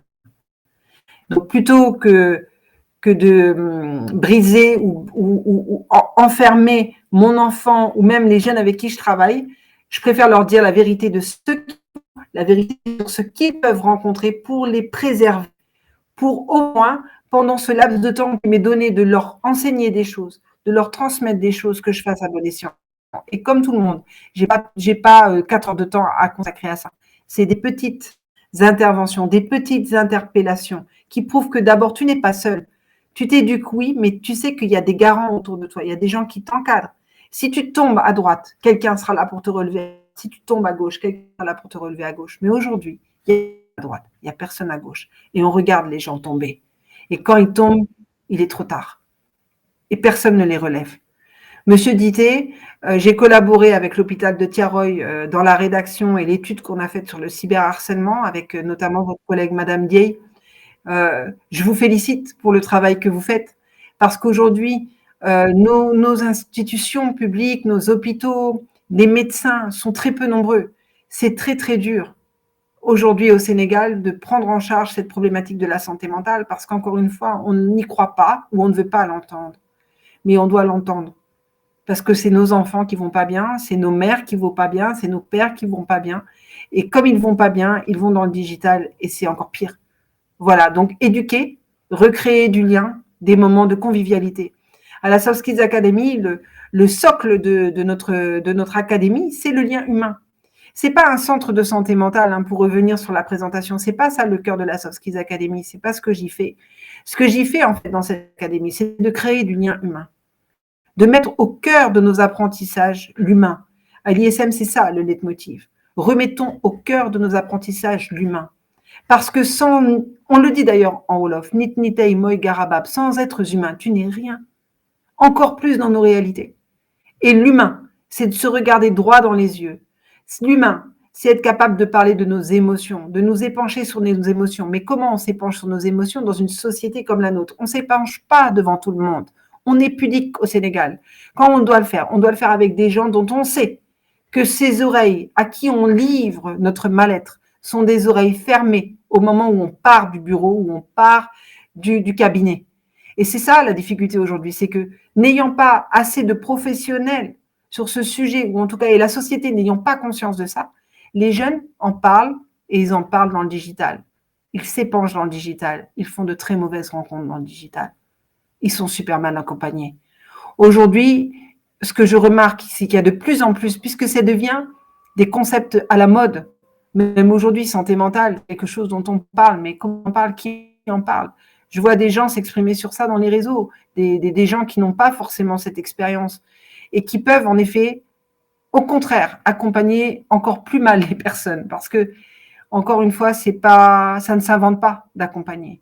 C'est un travail, c'est un métier, c'est de l'empathie, c'est de l'amour du métier, c'est de l'amour de l'humain. C'est de ça dont on a besoin. Redonner du sens à nos vies en tant qu'être humain, être d'émotion, être de lien. Voilà, merci beaucoup. Merci beaucoup, Madame Lemar. Je pense que les conseils ont été bien entendus et qu'on a pris note et qu'on en fera bon usage. Merci beaucoup pour cette belle présentation que vous avez faite. Donc, nous donnons la parole à Monsieur Dité, qui à son tour aussi va revenir sur la sensibilisation et nous dire, renforcer déjà ce que Madame Lemar a dit concernant un usage beaucoup plus sain des réseaux sociaux. Monsieur Dité, la parole est à vous.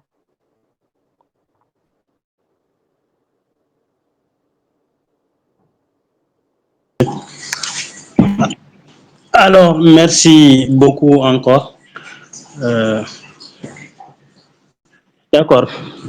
Alors, pour les recommandations, je pense que j'ai déjà donné des conseils. Je vais peut-être revenir là-dessus. Alors, comme nous le savons tous, que actuellement les réseaux sociaux, voilà, l'Internet de façon générale, euh, on ne peut pas s'en passer. Donc, la réalité, c'est que on est, c'est impossible donc de s'en passer. Maintenant, qu'est-ce qu'il faut? C'est vraiment l'utilisation qu'il faut revoir. Donc, mettre en place des stratégies qui vont nous aider à avoir une utilisation beaucoup plus efficiente, donc d'éviter moins donc de dégâts par rapport déjà aux difficultés auxquelles nous sommes confrontés aujourd'hui. Alors donc pour les recommandations, j'en ai déjà dit, c'est de mettre en place des limites d'utilisation, c'est-à-dire des règles qui vous permettent d'avoir une utilisation beaucoup plus simple en mettant en place des heures où on doit être connecté et des heures sur lesquelles on doit mettre l'accent sur l'interaction sociale plutôt que de se connecter sur l'Internet. Et l'autre élément, c'est par rapport à l'éducation qu'on doit se faire du numérique, parce que surtout dans des pays comme le Sénégal ou l'Afrique de façon générale, on se rend compte qu'on est un peu très en retard par rapport aux autres pays. Donc, ce qui fait que les, le potentiel du numérique, on n'en profite pas assez bien, ce qui fait que en réalité, c'est souvent le côté négatif que nous avons tendance à mettre de l'avant. Donc, j'ai également dit le soin donc d'encourager ou de mettre en place une communication beaucoup plus ouverte avec nos parents, nos enfants, nos amis, nos collègues, euh, dans, mais privilégier cette communication sociale-là. C'est en fait ces communications sociales qui va réduire l'impact que les addictions aux réseaux sociaux auront sur nous. Mettre l'accent également sur les activités occupationnelles, que ce soit du sport, que ce soit des loisirs, que ce soit des sorties, où on va mettre de côté tout ce qui est téléphone, télé, écran ou tablette, pour se consacrer exclusivement sur ça. Alors, il y a quelqu'un qui pose la question, est-ce qu'on peut traiter l'addiction aux réseaux sociaux? La réponse c'est oui. On peut traiter les addictions aux réseaux sociaux. Avant de traiter l'addiction aux réseaux sociaux, la première des choses, c'est d'abord faire une évaluation. L'évaluation va consister d'abord à identifier le type d'addiction.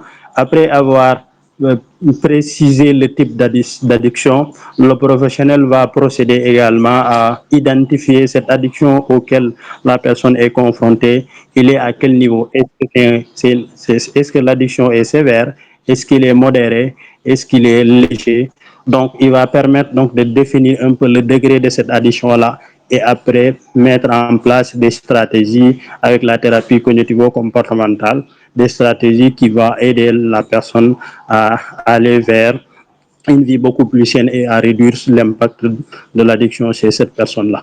Donc la réponse est oui, sauf que le degré va dépendre du traitement que la personne aura besoin. Pour d'autres addictions, on aura besoin d'une psychothérapie, mais pour des addictions qui ont un degré beaucoup plus élevé, on aura besoin de la psychothérapie et de la médicamentation.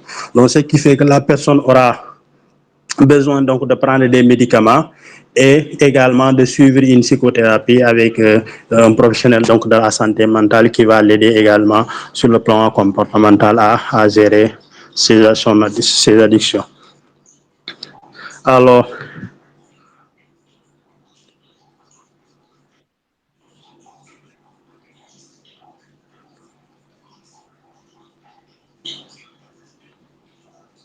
oui, la deuxième question, est-ce que cette thérapie peut aller jusqu'à l'internement?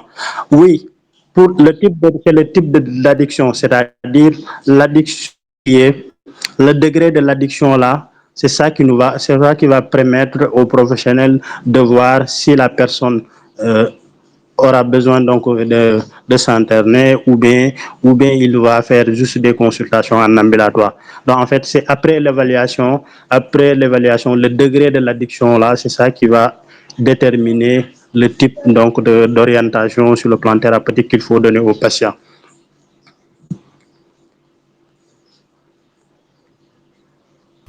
D'accord, Monsieur Djité, je pense que c'est plus simple de parler que d'écrire. Alors, moi, je voudrais savoir, est-ce qu'il y a Oui. des structures, par exemple, pour les personnes qui sont addictes à l'alcool, à la cigarette, on peut les interner et les soigner. Est-ce qu'il y a des structures, ou bien ce sont les mêmes structures qu'on utilise également pour une personne qui est addicte aux réseaux sociaux lors de l'internement, en fait? Oui, en fait, les structures qu'on peut utiliser pour les gens qui utilisent les produits tels que l'alcool, le tabac, le cannabis, c'est les mêmes structures qui prennent en charge en réalité des personnes qui sont qui souffrent également donc de la cyberdépendance. En réalité, dans ces structures-là, il y a un règlement intérieur qui met en avant même ceux qui en réalité utilisent ce qu'on appelle le tabac, le cannabis et autres. En réalité, quand ils sont sur place, l'utilisation de leur téléphone est strictement interdite. Donc, ce qui fait que dès lors que la personne sera admise dans ces structures donc de prise en charge là, ce qui fait qu'il aura face à des règlements sur lesquels il est tenu d'obéir, c'est-à-dire il n'y aura pas de téléphone avec lui.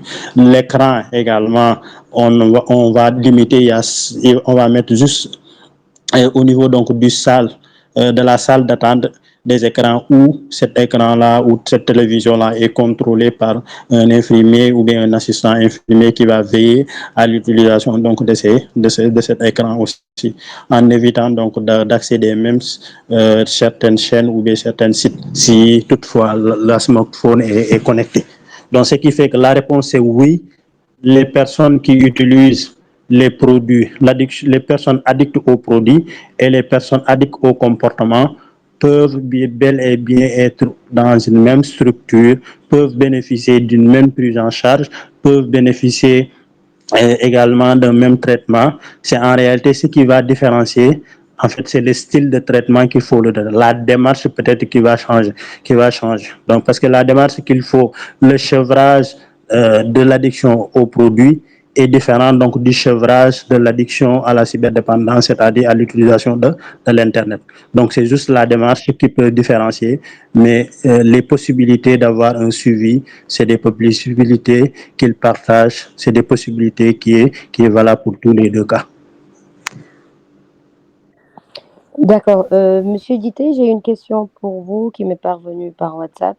D'accord. Alors, quelqu'un me demande, est-ce que, parce que, enfin, elle était connectée tout à l'heure, la connexion est partie. Elle me demande que tout à l'heure, dans votre présentation, vous allez parler des conduits de l'addiction au digital qui mènent à la nymphomanie pour les femmes et à la masturbation excessive pour les hommes. Ah, donc, elle demande, est-ce que dans le traitement, est-ce qu'il y aura un traitement médicamenteux dans le traitement de cette addiction-là, oui ou non? La réponse, c'est à deux niveaux. La Mhm. réponse à cette question-là va dépendre déjà du degré donc de l'addiction. Comme je vous l'ai dit, donc quand on a un patient devant nous, le professionnel de la santé mentale procède à ce qu'on appelle à une évaluation donc du type de l'addiction, du degré de l'addiction. C'est à partir du type et du degré de cette addiction-là que le professionnel va dresser un tableau, va dresser une piste pour la prise en charge. Alors oui, il peut y avoir une prise en charge thérapie et une prise en charge également médicamenteuse combinée, toutefois si la personne a besoin, c'est-à-dire si la thérapie simplement n'est pas suffisante. Pour certains cas qui sont des cas très sévères, il faut combiner l'utilisation, la prise en charge médicamenteuse et la psychothérapie en même temps. D'accord, merci beaucoup pour la réponse. Et ce Si vous qui, avez d'autres questions.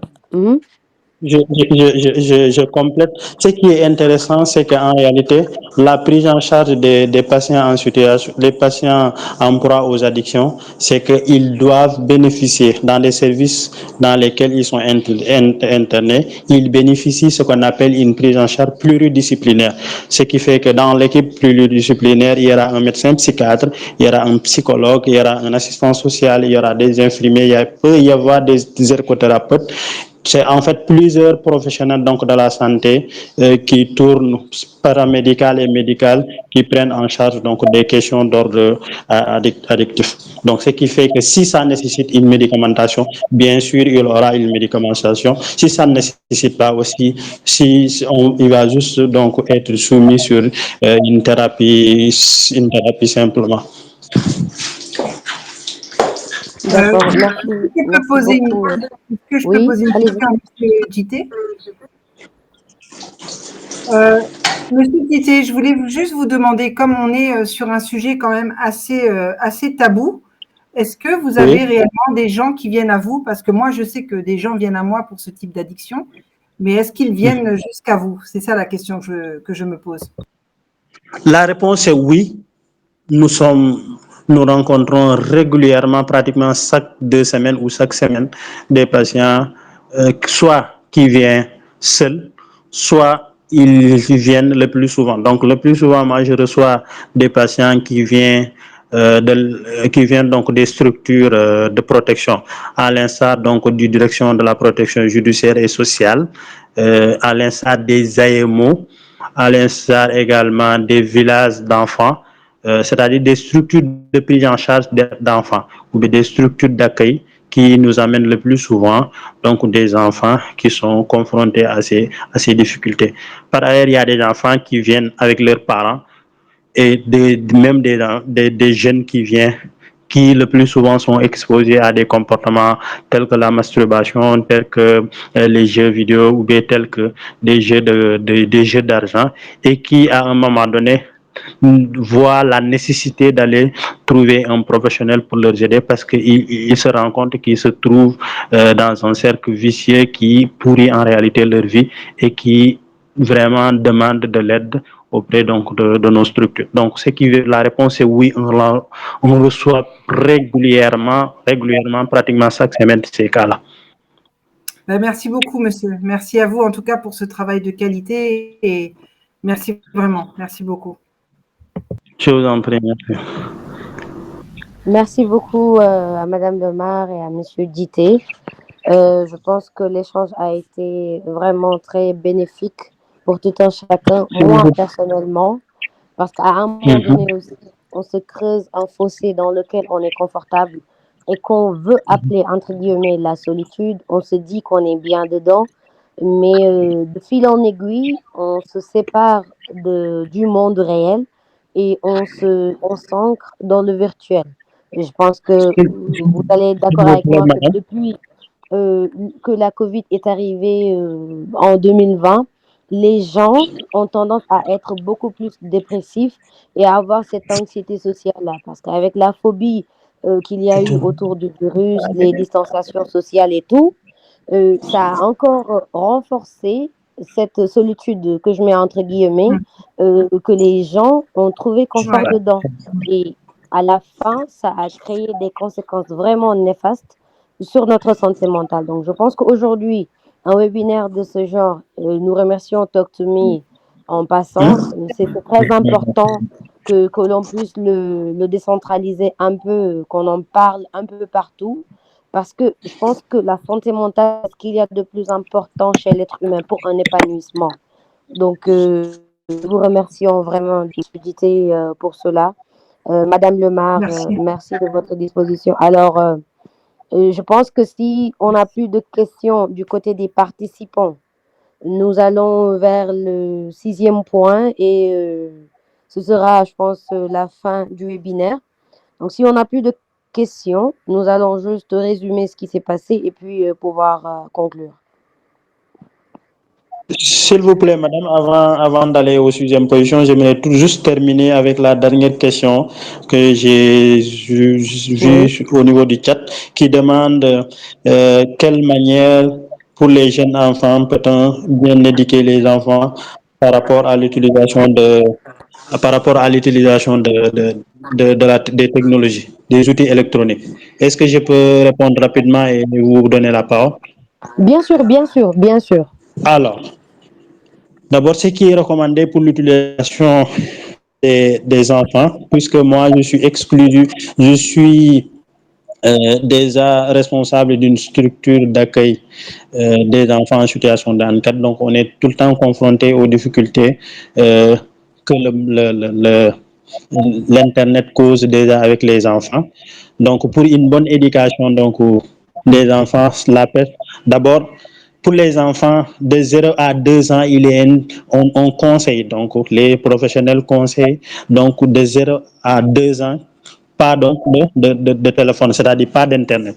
Parce que tout simplement, on a vu que l'utilisation des téléphones aux enfants moins de 2 ans impacte sur leur plan cognitif, mais également impacte sur le retard également d'acquisition du langage. Donc, ce qui fait que moins de 2 ans, pas de téléphone, pas d'Internet de façon générale. L'autre aspect, ceux qui ont plus de 5 ans et plus, ce qu'on leur conseille, c'est de créer une limite donc d'utilisation de cet écran, c'est-à-dire leur donner 30 minutes d'utilisation, 30 minutes d'utilisation de l'écran. On peut diminuer le temps donc d'utilisation et privilégier les activités en plein air, privilégier les activités où on va être en contact avec l'enfant. Voilà de façon très résumée sur sa question, parce que c'est une question assez vaste. Je viens d'ailleurs de faire, j'ai pas plus tard que le lundi, j'avais fait une prestation avec l'ONG sur l'utilisation donc du numérique, sur la sécurité du numérique pour les enfants, le droit des enfants dans l'environnement numérique en réalité. Donc c'est quelques précisions ou bien réponses que j'aimerais donner à la personne. Alors il y a une question, qu'est-ce que les problèmes Vous sociaux? avez une autre question, oui. Oui, je vois. Il me dit qu'est-ce que les problèmes sociaux, déception amoureuse, divorce, parents peuvent conduire à une addiction sur les réseaux sociaux. Oui, c'est une question qui vient le plus souvent. Est-ce que les problèmes d'ordre social, c'est-à-dire les déceptions amoureuses, les difficultés, les divorces, peuvent pousser bien sûr à l'addiction? Parce que c'est quand on est face à ces difficultés-là, on est face à une situation qui nous bouleverse. Et cette situation qui nous bouleverse, on a le plus souvent envie de trouver des solutions, de trouver quelque chose de gratifiant, quelque chose sur lequel on peut combler notre vide. Et le plus souvent, comme on n'est pas en contact direct avec les gens ou bien on a peur du jugement des autres, on peut se tourner vers les réseaux sociaux pour essayer donc de combler combler cette vide-là. Et le plus souvent, ça peut tourner mal parce on peut s'adonner souvent à discuter avec des gens mal intentionnels qui peuvent facilement nous influencer, qui peuvent facilement nous aider ou bien nous entraîner à un attachement facile ou bien à avoir même des difficultés à s'attacher facilement aux autres. Voilà, c'est des questions qui peuvent vraiment nous pousser dans l'addiction. Donc, sinon, je vais m'arrêter là et vous remercier donc du temps accordé pour les réponses. Merci beaucoup. Est-ce que je C'est nous peux qui vous juste remercions. redire un petit mot sur, en effet, ce que vient de dire M. Dité? Moi, les jeunes que j'accompagne sont en effet addicts aux réseaux sociaux suite, en effet, à des chocs émotionnels. Ça, c'est et comme le dit M. Dité, et c'est ça que je disais un peu tout à l'heure en disant faites attention et en tout cas veillez à ce que vos enfants ne communiquent pas avec n'importe qui, n'importe comment. Aujourd'hui, on a une foison de gens qui prétendent avoir les compétences d'accompagnement et encore une fois qui ne les ont pas. Et on se retrouve piégé et instrumentalisé dans des choses très graves parfois. Donc attention, il y a beaucoup aujourd'hui de buzz, de gens qui se créent des compétences en accompagnement. Aujourd'hui, tout le monde est coach, tout le monde accompagne. Attention. Et une autre parenthèse que je voulais faire sur la présence en ligne de nos enfants. On est parents, l'image de nos enfants ne nous appartient pas. Je suis intervenue aussi, comme M. Dité, la semaine dernière sur un panel où j'ai eu à faire tout un point sur les parents qui postent régulièrement les photos de leurs enfants dans les réseaux sociaux. Ça aussi, ça rend d'abord les enfants addicts à leur image, parce ils veulent se voir. Les parents qui filment leurs enfants à danser et qui postent leurs enfants sur TikTok, l'image de vos enfants ne vous appartient pas. Nos enfants ne nous appartiennent pas, leur image est leur image. Et cette façon de faire aussi, c'est les mettre en danger. Aujourd'hui, on démantèle de plus en plus de réseaux pédocriminels. Donc, si nous, en tant qu'adultes, on se poste, ça nous regarde parce que c'est notre image que l'on met, mais en aucun cas, mettre nos images et celles de nos enfants, ça ne va pas du tout. Donc, c'est encore une petite parenthèse que je voulais ouvrir pour les auditeurs du webinaire. Merci beaucoup, Madame Lemar. Et je pense que c'est même pas une petite, mais une grande parenthèse parce que socialement, c'est un problème auquel nous sommes confrontés en tant que parents tous les jours. Moi qui travaille dans le domaine du marketing, des conseils pour comment faire évoluer son affaire, comment vendre son image, majoritairement, je reçois des sollicitations de mamans qui me disent, trouve-moi des marchés de publicité pour ma fille ou pour mon fils. Naturellement, c'est des choses que je refuse tout le temps. Ils vont aller ailleurs où ils ne seront pas du tout déçus peut-être. Mais moi, personnellement, en tant que mère, en tant qu'adulte responsable, oui, on est à l'ère du numérique. Oui, on est dans un village planétaire. Mais quand même, comme vous l'avez dit, l'image de nos enfants ne nous appartient pas. Et puis, déjà, on va plus loin. Moi, personnellement, comment je le vois, on est en Afrique, on est au Sénégal. Le mauvais œil, ça existe ici. C'est pas un mythe, c'est quelque chose de réel. C'est une réalité. Vous allez maquiller votre enfant, l'habiller comme une adulte. C'est que vous êtes en train de la priver de cette innocence-là que l'enfant a. Ouais. C'est-à-dire que l'enfant, il a qu'un seul devoir, c'est d'être un enfant. Jouir de son innocence en tant qu'enfant et grandir en paix, en fait. Mais on est en train de casser ce rythme-là. Nous voulons obliger nos enfants à grandir tout de suite, à porter des tenues qui ne sont pas du tout faites pour les enfants, juste pour bien les vendre. Et ça, nous les privons de leur innocence d'enfance. 2, nous leur exposons, comme Madame Lemar a dit tout à l'heure, à des réseaux de pédocriminels qui sont sur l'Internet. Exactement. Moi, j'ai l'habitude de dire que l'Internet, j'aime bien le présenter ainsi lors de mes masterclass, c'est comme le supermarché. Les caddies, ce sont les gadgets qu'on a. Téléphone, tablette, ordinateur, télé Smart TV. Ça, ce sont les caddies. Nous entrons dans un supermarché, c'est qu'on a l'argent en poche. Ce n'est pas un budget illimité, on est d'accord. C'est-à-dire qu'on entre, on a besoin de faire nos courses, on ne va prendre que ce dont on a besoin. On ne va pas passer par tous les rayons et à toutes les étagères et prendre tout ce qui est exposé. Parce qu'à la fin, on va s'embourrer de choses inutiles et ce n'est pas bien. Donc, c'est pareil avec l'Internet. On va pour faire nos courses. C'est quoi? C'est faire un webinaire, c'est faire des études. Il y a tellement d'informations utiles et positives qu'on peut utiliser sur l'Internet qui peuvent nous aider, nous, à avancer dans la vie. En tant qu'entrepreneur, vous voulez investir dans un domaine, allez sur Internet, vous avez les informations qu'il faut, vous avez les conseils qu'il faut, vous avez les conséquences de certains débuts qu'il ne faut surtout pas suivre. Donc, on a tellement d'informations utiles et vraiment bienfaisantes dans le net que nous pouvons utiliser dans notre épanouissement en tant qu'être humain, mais aussi à aider les gens de notre entourage à évoluer au sein de la société, à être de meilleures personnes. Donc, concentrons-nous sur le plus important. Retissons ces liens-là en tant qu'être humain. Favorisons, comme je disais tout à l'heure, la chaleur humaine qu'à cette vie virtuelle. Parce qu'après, les conséquences, M. Dittel l'a dit tout à l'heure, ça va créer un tourbillon de conséquences, une addiction qui va vous amener vers une autre addiction et finalement, vous allez atterrir en internement avec un suivi thérapeutique qui va peut-être vous faire rater quelque chose dans votre vie. Et donc, je pense qu'on peut éviter tout cela en nous axant sur l'essentiel. Et je pense que j'ai terminé par un point, c'est quelqu'un a dit tout à l'heure que les parents, on doit préconiser une communication avec nos enfants. Mar l'a dit tout à l'heure. En tant que parents, il est de notre responsabilité de protéger nos enfants. Et dans cette protection-là, il faut savoir les priver de cette liberté-là de naviguer sur le net. Allez sur Google, par exemple. Si vous créez un compte pour enfants, on vous demande si l'enfant a l'âge de suivre certains contenus. Donc, vous allez juste bloquer les contenus à ce niveau-là, entre 0 et 12 ans, et votre enfant est sécurisé. Même si vous faites cette restriction-là, derrière, en tant que parent, faites-lui savoir que, écoute, au-delà de 2 heures d'écran, il va falloir poser la tablette et aller jouer. Trouvez-lui de la pâte à modeler, trouvez-lui des jeux de coloriage, trouvez-lui des cahiers de dessin, trouvez-lui des puzzles, ça va stimuler son cerveau. Trouvez à l'enfant d'autres outils outre que la tablette.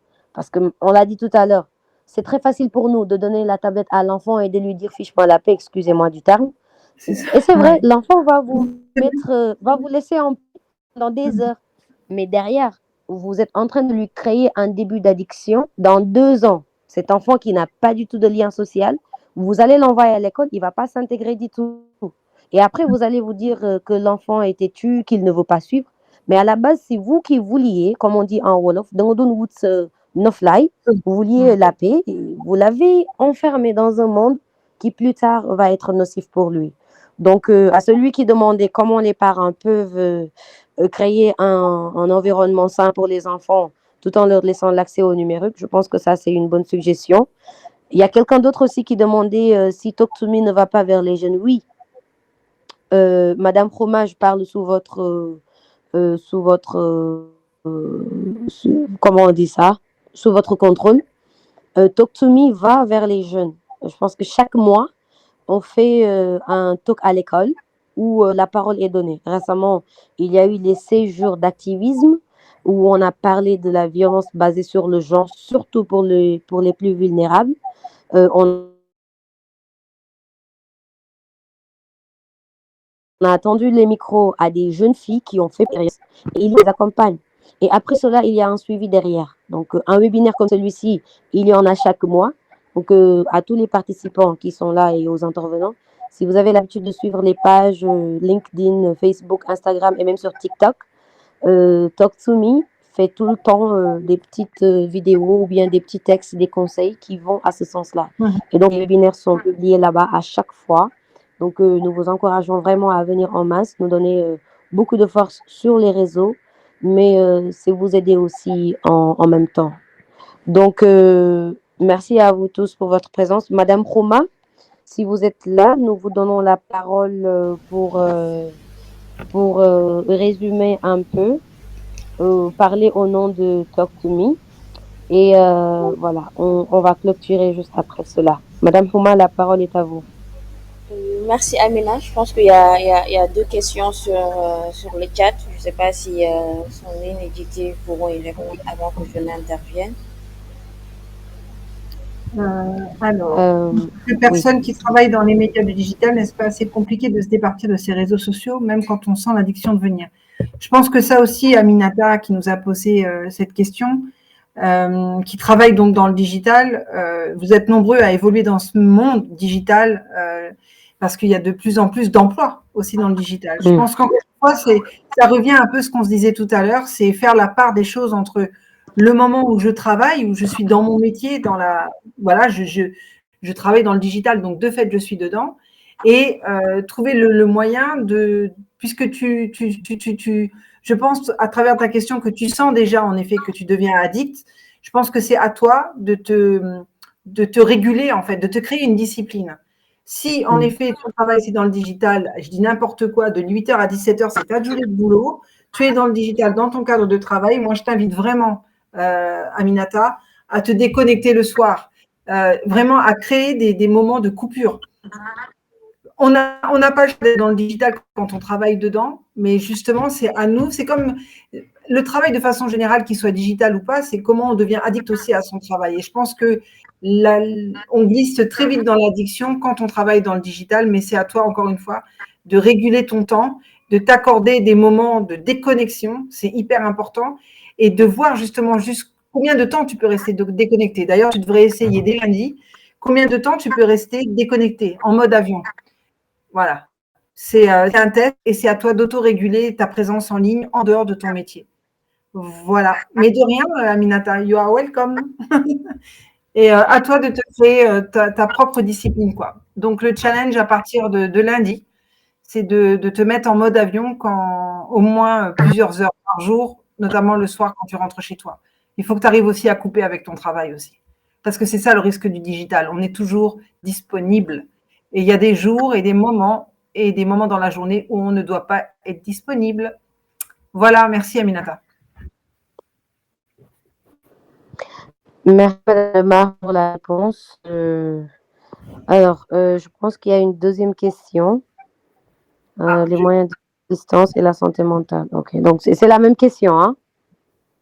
J'ai l'impression. Oui, c'est la même question. Ouais, Ouais. c'est la même question, d'accord. Oui, c'est la question d'Aminata. Ouais. Ok, c'est bon. Madame Prouma, vous avez la parole. Pour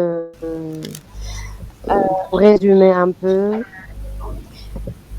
Vraiment remercier tous les participants, te remercier toi, Amina, pour la modération de ce webinaire-là qui a été très bien effectué. Merci à Madame Sandrine Lemar, merci à Monsieur Djité pour leur disponibilité. On vous a pris quand même 2 heures de votre temps pour un samedi. Merci beaucoup. Et Toktoumi, comme l'a dit Amina lors de l'introduction, c'est une association qui œuvre pour le bien-être mental des personnes. Et tout au long de ce webinaire-là, le mot réhumanisation est sorti. Et c'est ça exactement notre objectif, réhumaniser les liens, remettre l'humain au centre en fait des préoccupations. Donc, pour ce faire, nous organisons régulièrement des séances de talk avec des personnes qui ont la même problématique, en présence de spécialistes pour les aider à aller mieux mentalement.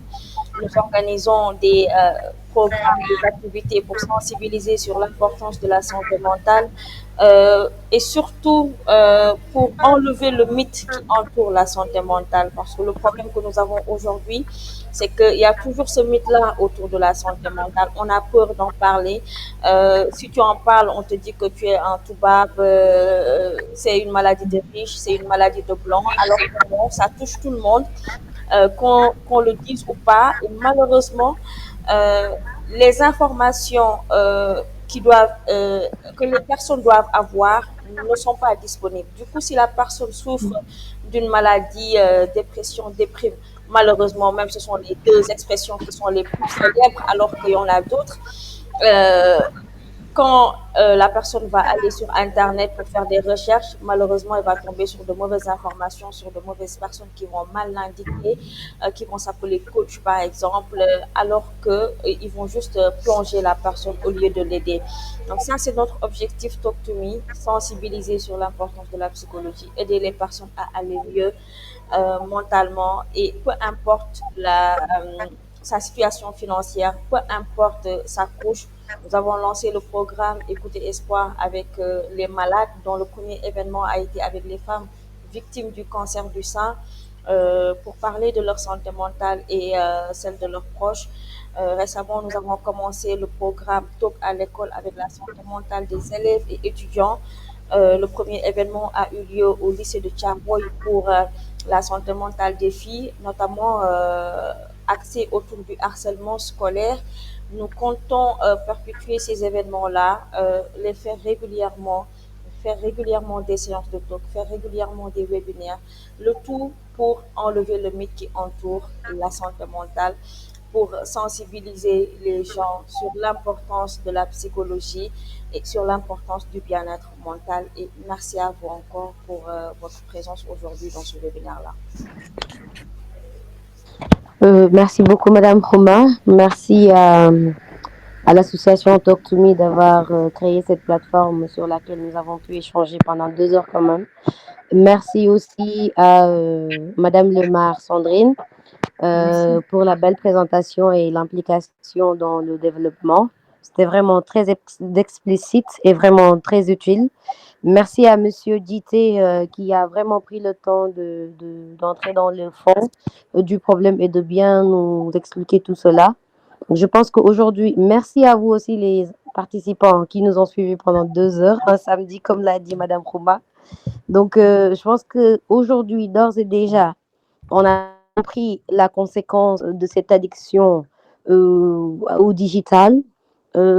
de l'impact de l'anxiété sociale, le chemin dans lequel ça peut nous plonger, les conséquences qui nous attendent derrière, non seulement pour nous, mais aussi pour nos proches. Donc moi, j'ai une phrase de Youssoupha, le rappeur, que j'aime bien dire à chaque fin de grands échanges. Je dis, partagez ceci à 3 personnes de votre entourage, qui le partageront avec 3 personnes de leur entourage, qui le partageront avec 3 personnes de leur entourage, et ainsi de suite. Donc, je pense que si chacun d'entre nous le partage à 3 personnes et qu'on fasse relayer le message, je pense que d'ici la semaine prochaine, d'ici l'année 2024, les gens seront beaucoup plus interpellés sur les sujets d'addiction par rapport au digital, mais aussi ils deviendront beaucoup plus conscients sur les conséquences que ça aura sur notre santé mentale. Donc, merci à vous tous de nous avoir suivis. Donc, nous vous remercions d'avoir pris de votre temps, mais aussi nous vous demandons d'aller dans les réseaux, de nous donner beaucoup de force. Talk to me, on est partout. Donc, donnez-nous beaucoup de force et aidez-nous à faire entendre cette voix-là. Merci à vous tous. Merci, Madame Khouma. Et à très bientôt, Inch'Allah.